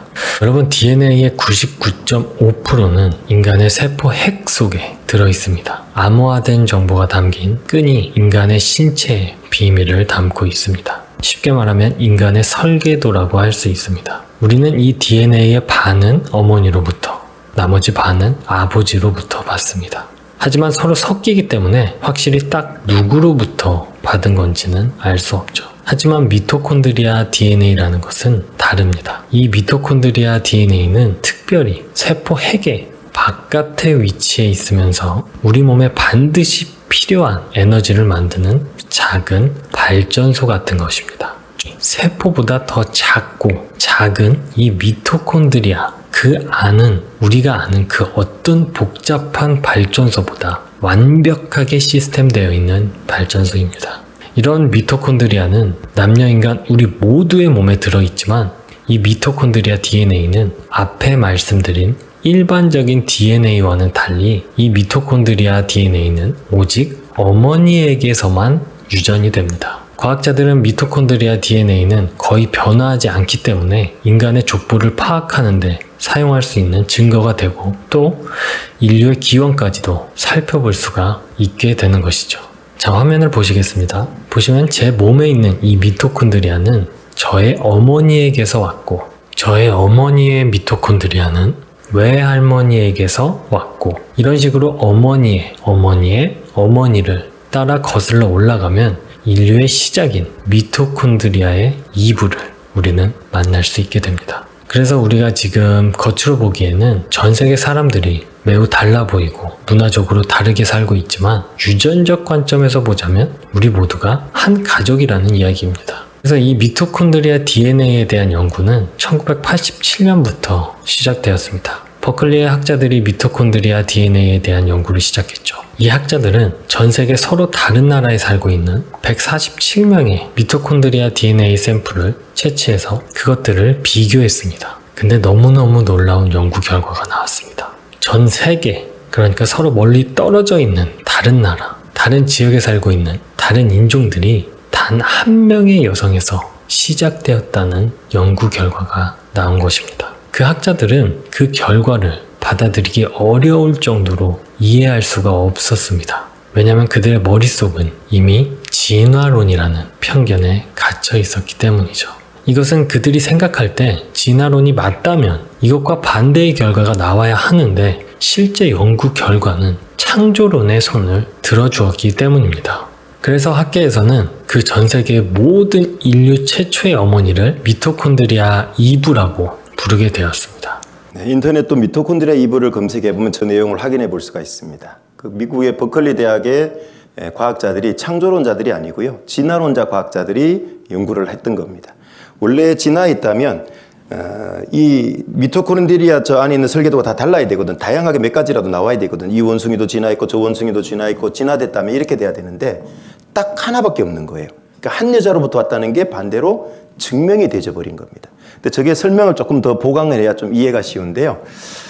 여기 아이가 생기려면 엄마의 난자와 아빠의 정자가 이제 결합이 되고 아빠의 정자가 들어가야 되는데, 엄마의 난자는 여기 핵이 있어요, 중간에. 여기에 대부분의 DNA라고 하는 설계도가 거의 다 8, 9% 이상 여기 들어가 있고요. 여기 미토콘드리아라고 하는 것은 발전소입니다. 이 세포가 필요한 에너지를 만드는 곳인데, 여기에 작은 미량의 DNA 설계도가 있어요. 여기 들어있다는 얘기입니다. 그런데 아빠의 정자가 들어갈 때 잘 보면 아빠의 정자는 요 머리에 핵에 여기에 이제 DNA가 있고요. 엄마의 난자처럼 DNA도 있고, 핵에도 있고, 요 목에 보면 목에 미토콘드리아가 있어요. 아빠의 정자는. 거기 미토콘드리아가 또 미량의 DNA가 있는 거예요. 그런데 수정할 때는 어디까지 들어가냐면 머리만 들어가요. 머리만. 목은 못 들어가요. 그러니까 아들이든 딸이든 간에 잉태될 때 아빠의 미토콘드리아는 못 들어가요. 조금만 요건 확인해 보면 누구라도 알 수 있는 겁니다. 그런데 이게 만약에 이제 온 세상의 모든 여자가 이 한 여자로부터 온 게 맞다면, 그래서 이제 임신이 되는 여자라는 얘기겠죠. 그러면 이 세상의 모든 여자들 속에 있는 이 난자 속의 미토콘드리아를 조사해 봤을 때 똑같은 설계도를 갖고 있으면 어떻게 되는 거죠? 한 여자로부터 왔다는 게 증명이 돼버린 거잖아요. 그래서 이게 여자끼리만 유전되고 남자가 관여할 수 없는 게 뭐가 있냐 찾아보니까 이 미토콘드리아 DNA라는 걸 알게 된 거예요. 그래서 요걸 조사해 본 거예요, 요거를. 그러니까 전 세계의 여성들 걸 조사해 보니까 똑같다라는 거죠. 바로 한 여자로부터 왔다는 게 증명이 되진 겁니다. 남자도 한 남자로부터 왔다는 게 증명됐는데요. 화면을 잠깐 한번 봐주시면, 아담도 실제로 있었다죠? 자, 영상을 한번 보겠습니다. 태초에 하나님이 천지를 창조하시고 가라사대 우리의 형상대로 사람이 되라 하셨다. 성서에서는 그를 아담이라 했고 우리 모두의 조상이라고 했다. 그래서 유전학적 아담을 찾아보기로 했다. DNA에 들어있는 작은 단서가 지구상에 살고 있는 모든 남자들과 인류의 공통조상인 한 남자를 연결하고 있다. 그래서 과학적, 유전학적으로 증명된 아담을 찾아보기로 했다. 지구상에 존재하는 모든 인간에게 DNA를 제공한 최초의 인류. 네, 아이고, 멈췄나 봅니다. 네. 북극의 이누이족, 아마존의 아메리카 인디언, 사막의 유목민과 월스트리트의 사업가가 정말 같은 핏줄일까? 내셔널 지오그래픽 소속의 유전학자 스펜서 웰즈가 아담을 찾는 작업을 지휘하기로 했다. 한편 화태섬의 그 남자에게서 나온 Y 염색체는 마지막 단서를 제공하고 있었다. 이 Y 염색체를 전 세계에서 채취한 수천 명의 염색체와 비교했다. 그 결과 엄청난 사실을 발견했다. 모든 Y 염색체의 존재 기계도 힘들어서 하고 있으며 현재 전 세계 모든 남자들에게 있는 변종을 찾아낸 것이다. 우리가 찾고 있던 공통의 변종이었다. 우리는 DNA 추적을 통해 나무의 뿌리에 도달할 수 있었다. 모든 가지가 한 남자, 한 Y 염색체와 연결돼 있었다. 자, 남자도 한 남자로부터 왔다는 걸 어떻게 찾았냐면 남자끼리만 유전되는 게 뭐가 있을까를 확인해 본 거, 찾아본 거예요. 그러니까 남자끼리만 유전되는 게 있다는 걸 알게 됐죠. 엄마는 갖고 있는 게 성을 결정할 수 있는 설계도가 똑같은 거 2개밖에 없어요. XX 2개입니다. 요걸 2번 한 건 아니고 생긴 게 X처럼 생겨서 그래요. 아빠는 어떤 걸 갖고 있냐면 다른 걸 갖고 있어요. 2개. X하고 Y 모양 생긴 2개를 갖고 있어요. 여기 엄마의 요 난자랑 아빠의 요 정자가 이렇게 만나면 요건 딸이 돼요. 요거랑 요거 만나도 딸이 돼요. 그런데 요 두 번째 여기 Y처럼 생긴 얘랑 각각 만나면 아들이 태어나는 거예요. 아들이. 그러니까 엄마는 죽었다 깨어나도 Y 설계도를 줄 수가 없어요. 딸한테. 아들한테도 못 줘요. 엄마는. 맞습니까? 요 Y 설계도는 누구끼리만 주는 거죠? 아버지가 아들, 남자끼리만 유전이 돼요. 전 세계의 모든 남자가 아담 한 남자로부터 온 게 맞다면 똑같은 유전 정보를 갖고 있으면 되는 거예요. 그죠? 그래서 찾아보니까 똑같은 게 나온 거예요. 끝부분은 Y 설계도는 좀 어려운 얘기인데요. 염색체 분열할 때 약간의 영향을 받아요. 그래서 뭐 A타입, O타입 많은데 중간은 영향을 안 받아요. 그래서 요 중간의 것을 연구해 본 겁니다. 그러니까 똑같은 설계도를 갖고 있는 거예요. 그래서 모든 지구상의 남자는 한 남자로부터 왔다는 게 유전 법칙으로 증명돼서 저렇게 내셔널 지오그래픽 과학 채널에서도 방영도 연구해서요. KBS에서 방영이 됐던 겁니다. 봐도 저런 걸 좀 보세요. 진화론 가지고 만들어 놓은 건 다 재미있어요. 왜? 어떤 상상이라도 가설이니까 가능하니까. 그런데 속지 말고. 그리고 하나님께서 여기 땅에게 말하라 네게 가르치리라 무엇을 이것들 중에 어느 것이 여호와의 손에 이를 행하신 줄을 알지 못하랴. 땅을 잘 살펴보면 하나님이 창조했다는 걸 알 수 있게 된다. 그 땅을 파면 뭐가 나오냐면 화석이 나오죠. 이게 화석들입니다. 여기 보시면 이거는 사사프로스 살아있는 이파리 실제 잎입니다. 화석의 사사프로스 잎이에요. 모양이 같게 생겼죠? 진화된 흔적이 있습니까? 없죠. 살아있는 느티나무 화석, 살아있는 단풍나무 화석, 살아있는 야조수 화석의 야자수, 살아있는 버드나무 화석의 버드나무 다 똑같습니다. 밤나무도 실제 화석이 같고요. 목련도 그렇고 오리나무도 그렇고 고사리도 그렇고 소철도 그렇고 대표적으로 제가 몇 가지만 실었습니다.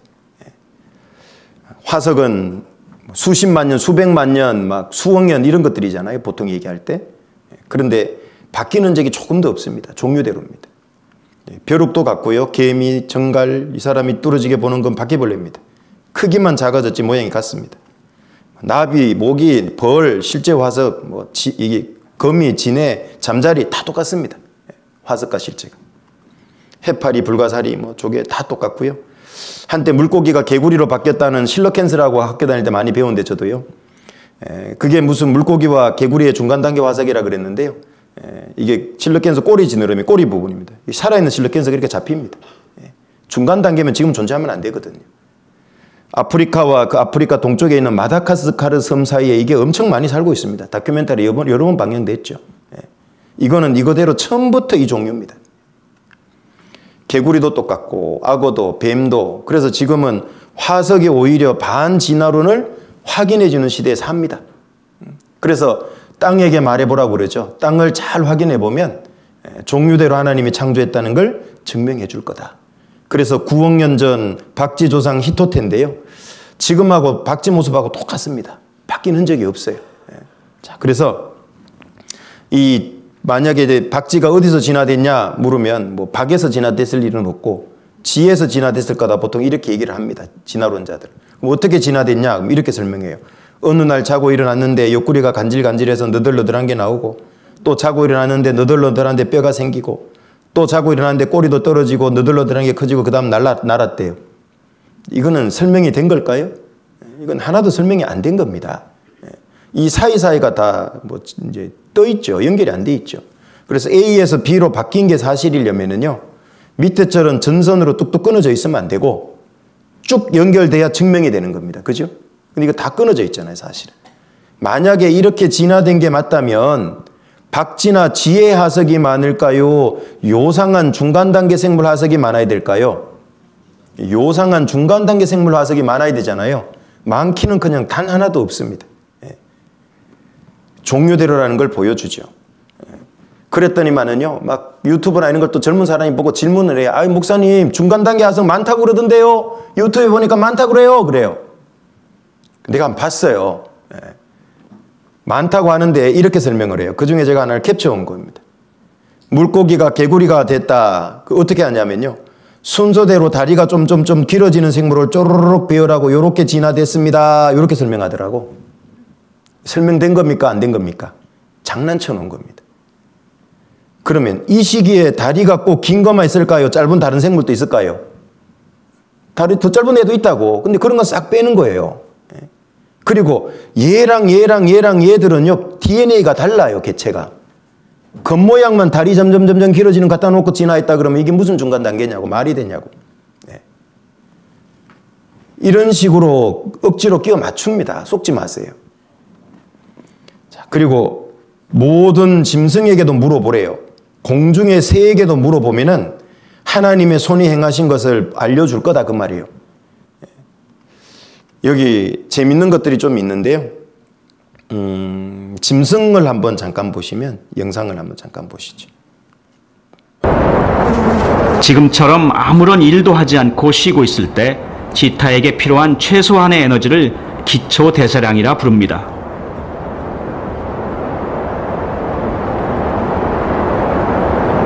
기초 대사량이 쓰이는 시간에 크기와 심장 박동수에는 법칙이 숨어 있습니다.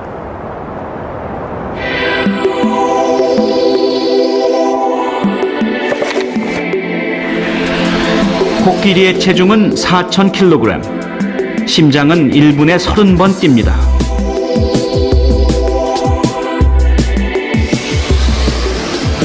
숫사자의 심박수는 60, 체중은 200kg입니다. 체중이 작아질수록 심장이 빨리 뛴다는 얘기입니다. 그리고 가장 작은 포유류인 쥐는 분당 심박수가 800입니다. 몸무게는 25g 정도입니다. 그런데 모든 포유류의 심박수는 크기에 맞춰 일정한 비율을 가집니다. 한 줄로 그을 수 있을 정도로 규칙적입니다. 이 과학자가 말씀하시는 거는 등치가 커지면 심장이 늦게 뛰고 몸집이 작아지면 빨리 뛴다는 얘기를 하는 겁니다. 코끼리에서 쥐까지 동일해요. 동물이 크기에 상관없이 구성 원리는 동일하다는 어떤 자연 법칙을 증거하는 그런 하나의 사례라고 볼 수가 있습니다. 크기와 심장 박동은 모든 포유류를 연결하는 법칙입니다. 그런데 크기와 관계되는 법칙이 심박수만 있는 것은 아닙니다. 포유류의 호흡수는 크기의 4분의 1제곱에 비례해 느려집니다.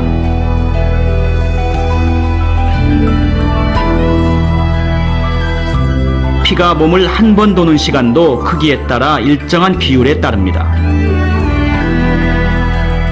새끼를 낳을 수 있는 성체가 되는 기간, 대동맥의 지름, 그리고 무려 50여 가지가 넘는 법칙이 동물의 크기와 관계됩니다.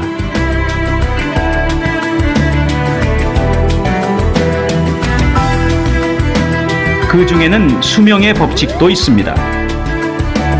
동물의 크기가 커질수록 수명도 일정한 비율로 늘어납니다. 심장 박동수와는 반대되는 기울기입니다. 이 두 직선을 곱하면 일정한 기울기가 나오고 그것은 숫자로 나타낼 수 있습니다.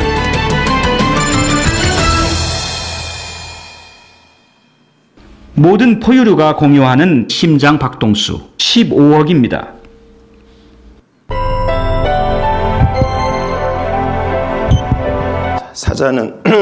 이 코끼리는 등치가 크지요. 그러니까 오래 살아요. 대신에 심장이 천천히 뛰어서 15억 번 뛰고 죽어요. 사자보다 조금 작은 하마는 코끼리보다 조금 더 작은 하마는 코끼리보다 조금 더 짧게 살아요. 대신에 심장이 조금 더 빨리 뛰어서 15억 번 뛰고 죽어요. 점점 이렇게 이제 됩니다. 한번 보시죠.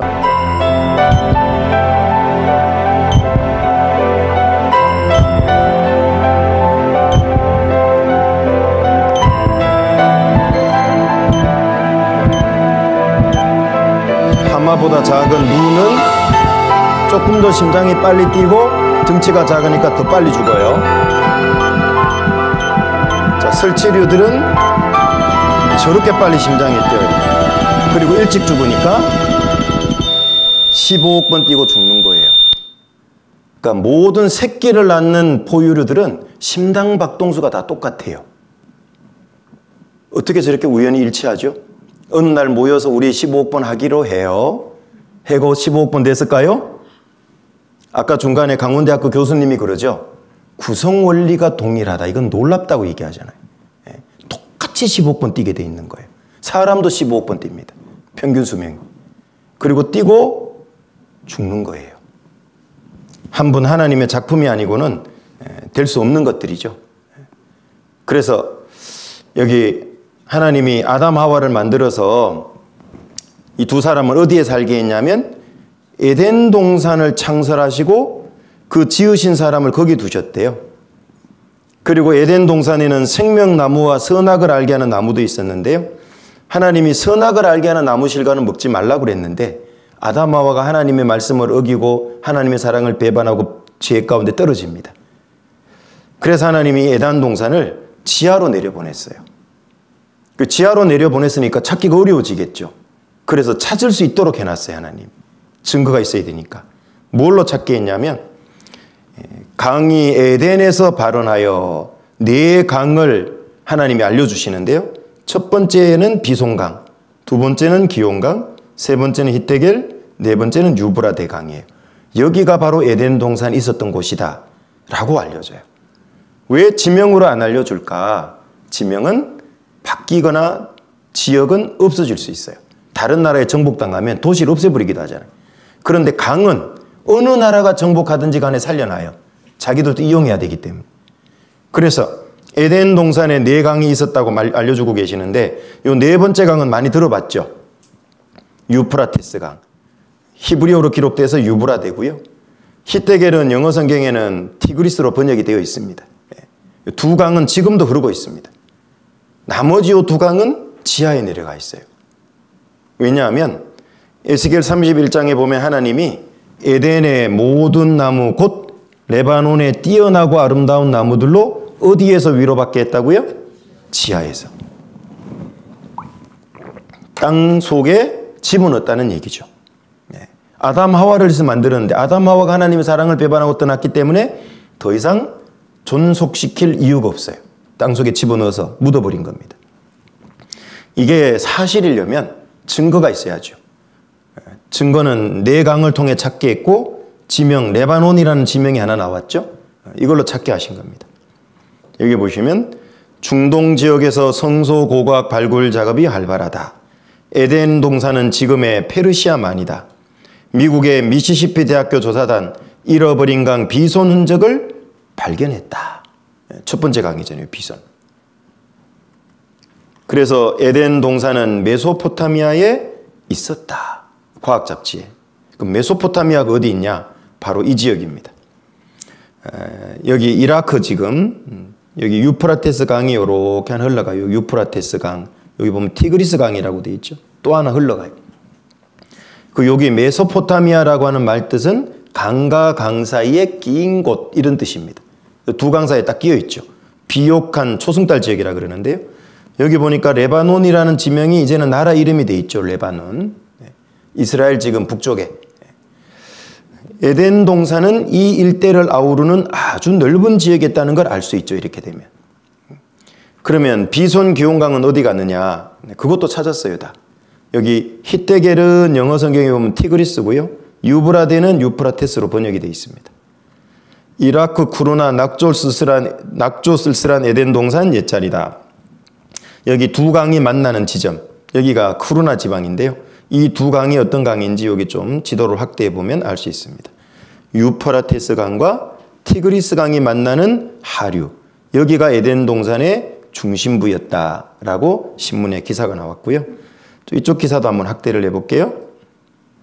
셋째 강 아수르 동편으로 흐르는 히데겔은 오늘날 무슨 강으로 불린다고요? 티그리스 강으로 불린다. 그러니까 두 강은 지금도 흐른다 그 말이죠. 아라비아도 사우디아라비아 그쪽에도 옛날에는 비옥했다. 지금은 사막이지만 그걸 어떻게 아느냐? 미국 인공위성 최근 6,000년 전에 거대한 물길을 발견했다. 여기 기사를 확대해 놓은 겁니다. 현재는 불모의 아라비아 반도에 지금부터 6,000년 전에는 거대한 강이 흐르는 비옥한 땅이 있었던 것으로 고고학자들이 주장이었어요. 때까지는. 그러다가 최근 정밀 위성 사진의 판독 결과 수로 물길을 발견하게 됐다. 이쪽 기사를 확대해 볼게요. 보스턴 대학 연구팀은 내년에는 사막의 모래를 투시하는 위성의 레이더를 통해 한치의 오차도 없이 정확한 수로도를 작성할 예정이다. 이렇게 돼 있고요. 그러니까 인공위성에서 이 사막에다 레이더 선을 쏘는 거예요. 그래서 지하를 투시하는 사진을 찍었다 그 말이에요. 그래서 찍어보니까 이쪽에 지도 확대한 겁니다. 이쪽에는 이라크 쪽에는 유프라테스와 티그리스강이 두 개가 흘러가는데 서쪽으로 사막 밑에 모래 밑에 거대한 6,000년 전에 강이 발견된 겁니다. 실제로. 그래서 이 일대를 지역 사각형으로 나누어서 인공위성에서 사진 찍은 걸 붙여놓은 사진입니다. 여기 검은색 선이 보여요. 요게 오렌지색, 요게 유프라테스 강 지금 흐르고 있고요. 요 위쪽에 여기 흐르는 건 티그리스 강입니다. 그런데 여기 보시면 이쪽에 검은 줄, 이쪽에 검은 줄 많이 보이죠? 인공위성에서 레이더선을 쏴서 지하를 투시한 사진입니다. 거대한 강줄기들이 제가 빨간색으로 표시해 봤는데요. 지하에서 어마어마하게 발견됐습니다. 지금 유프라테스와 티그리스 강도 아주 큰데 그거와 비교할 수 없을 더 커 보이는 강줄기들이 양쪽의 모래 밑에 있는 거예요. 그러니까 비송과 기온강이 지하에 정말 내려가 있는 겁니다. 얼마나 믿기 좋은 시대인지 모릅니다. 그래서 에덴 동산이 있던 지역에서 전 세계인이 쓰는 석유의 70% 가까이가 생산이 됩니다. 석유는 모래가 변해서 되는 게 아니죠. 석유는 잘 아시는 대로 생물의 사체가 석유 원료가 되는 겁니다. 그 에덴 동산에서 엄청난 석유가 나왔다는 건 엄청나게 많은 생물이 묻혀야 되는 거예요. 그리고 위에서 압력을 받고 밑에서 열을 받으면 화학적 변화로 만들어지는 게 석유라 그럽니다. 그래서 빈 공간으로 석유가 이동해서 모여 있으면 시추공을 뚫으면 석유가 촥 사이다 콜라 흔들어가고 하면 분출되듯이 올라온다고 그럽니다. 석유는 생물의 사체다. 산업통상부 자원부 자료인데요. 지열이 50에서 100도면 원유가 돼요. 우리가 기름, 경유, 등유 뽑았을 수 있는 150도 이상이면 천연가스로 딱 바뀌도록 돼 있죠. 그게 천연가스 뽑아 쓰는 겁니다. 자, 이렇게 시추공을 뚫으면요. 거짓말에서 대부분 저렇게 솟아오릅니다. 왜 저렇게 솟아오르냐면 만들어진 지가 석유가 10,000년 이내일 때 뚫으면 솟아오른다 그럽니다. 이제 내일 배워보겠지만요. 지구 전체에 대홍수가 있습니다. 그때 엄청나게 많은 것들이 묻혀버립니다. 이 유정에서는요. 이게 뚫으면 석유가 밀어 올리는 힘이 2만 psi 정도의 힘으로 밀어 올린다고 그래요. 이 정도의 압력은 자동차를 들어 올릴 수 있는 정도의 압력이라고 그럽니다. 그러니까 굉장한 힘으로 솟구쳐 올라오는 거죠. 그런데 이 안반 속에서 이 석유는 가스는 얼마 정도 붙들어 놓을 수 있냐면 10,000년이나 그 이내 정도 붙들어 놓을 수 있대요. 그러니까 10,000년이 넘으면 이렇게 시추공을 뚫어도 석유가 하나도 솟구치지 않는다는 얘기죠. 왜? 안반 사이로 가스가 다 유증기가 새 나가버렸기 때문에. 그래서 모든 석유는 뚫었다면 거의 다 저렇게 솟구쳐 올라와요. 만들어진 지가 10,000년이 안 됐다는 얘기입니다. 그러니까 대홍수가 이 지구상에 있는 지가요. 얼마 안 된 겁니다. 한 4,500년 정도밖에 안 되거든요. 그리고 학생들이 배우는 세계사 교과서도 보면 여기 메소포타미아 문명이 인류 최초의 문명이다 이렇게 배웁니다. 사람이 지구상에 최초로 발을 내디딘 곳이 어디냐? 바로 에덴 동산에 있던 곳이다. 기원전 3,000년입니다. 그러니까 지금부터 5,000년 전이죠. 여기로부터 전 세계로 흩어졌다 그 말이에요. 그 가까운 이집트 문명은 가까우니까 연도가 비슷합니다. 3,000년 전, 지금부터 5,000년. 그리고 인도로 와서 인도스 문명을 건설하니까 2,500년, 500년 늦어지죠.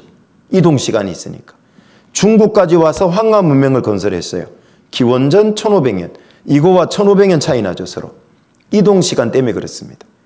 그래서 에덴 동산이 있던 곳으로부터 흩어질수록 멀어질수록 근대와 가까워지는 거예요. 그러니까 에덴 동산이 출발지라는 것을 세계사 학문에서도 이제 다 찾아내서 학생들이 배웁니다. 그러니까 세계사라고 하는 학문은 확립된 지가 100년이 채 안 된 학문이에요. 과학이 발달해서 고고학으로 고증해가면서 만들어진 거거든요. 근데 성경은 이미 3,500년 전에 여기 에덴 동산에서 인간이 처음 살기 시작했다 말씀해놨잖아요. 그 대조해 보니까 맞아요, 안 맞아요? 딱 들어맞죠. 3,500년 전에 기록된 성경이나 오늘날 고고하게 발달해서 찾아낸 세계사나 대조해 보면 딱 맞아요. 모순이 없습니다. 사실이기 때문에 그래요. 자, 그래서 하나님께서 여기 하늘을 만들고 땅을 만들고 땅에 많은 것과 에덴 동산 아담하와도 만든 것들을 사실이라는 증거를 하나님이 이렇게 많이 보여주고 계시는 겁니다. 믿기 쉽게 해놨다 그 말이에요. 자, 여기 잘 보시면 뭐가 지나갔을까요? 사람 몇 명 지나갔을까요? 2명? 네. 개가 지나간 거 혹시 아닐까요? 아니에요? 사람 안 봤는데도 사람 지나간 거 믿을 수 있어요? 그래요. 왜냐하면 이거는 사람만이 남길 수 있는 흔적이라 그러죠. 맞습니까? 뭐가 지나갔을까요? 차? 네. 이 차가 지나갔죠. 안 봐도 차만 남길 수 있는 흔적이니까. 뭐가 지나갔을까요? 작은 배, 큰 배요? 안 봐도 큰 배인 거 알겠죠? 왜냐하면 큰 배가 남길 수 있는 흔적이니까. 자, 오늘은 하나님이 하늘 만들고 땅 만들었던 증거, 에덴 동산 만들고 지하로 내려보냈던 증거들을 확인하고 배워본 거잖아요. 배워보니까 흔적이 남아있어요. 사람이 하거나 우연히 할 수 없는 흔적이죠. 창조주 하나님만이 할 수 있는 흔적을 보여준 겁니다. 증거를 보여줬다 그 말이죠. 그러니까 이제 남은 3일은 잘 들어봐야 될까요? 이제 그만 들어야 될까요? 허리가 좀 아파도 들어봐야 됩니다. 내 영원한 운명이 여기 걸려있기 때문에 그래요. 성경 속에. 아시겠죠? 네, 같이 기도하시겠습니다. 은혜로우신 아버지 하나님 감사를 드립니다. 오늘 창조자 하나님을 성경을 통해 성경의 증거를 통해 확실히 배우고 알 수 있게 해주셔서 감사를 드립니다. 살아계신 하나님 앞에서 스스로 고의적으로 배척하고 하나님을 외면하는 분이 생기지 않도록 도와주시고 이 분명한 사실 앞에서 더욱 마음을 열고 남은 3일도 잘 배울 수 있도록 인도해 주옵소서. 주 예수님 이름으로 기도드립니다. 아멘.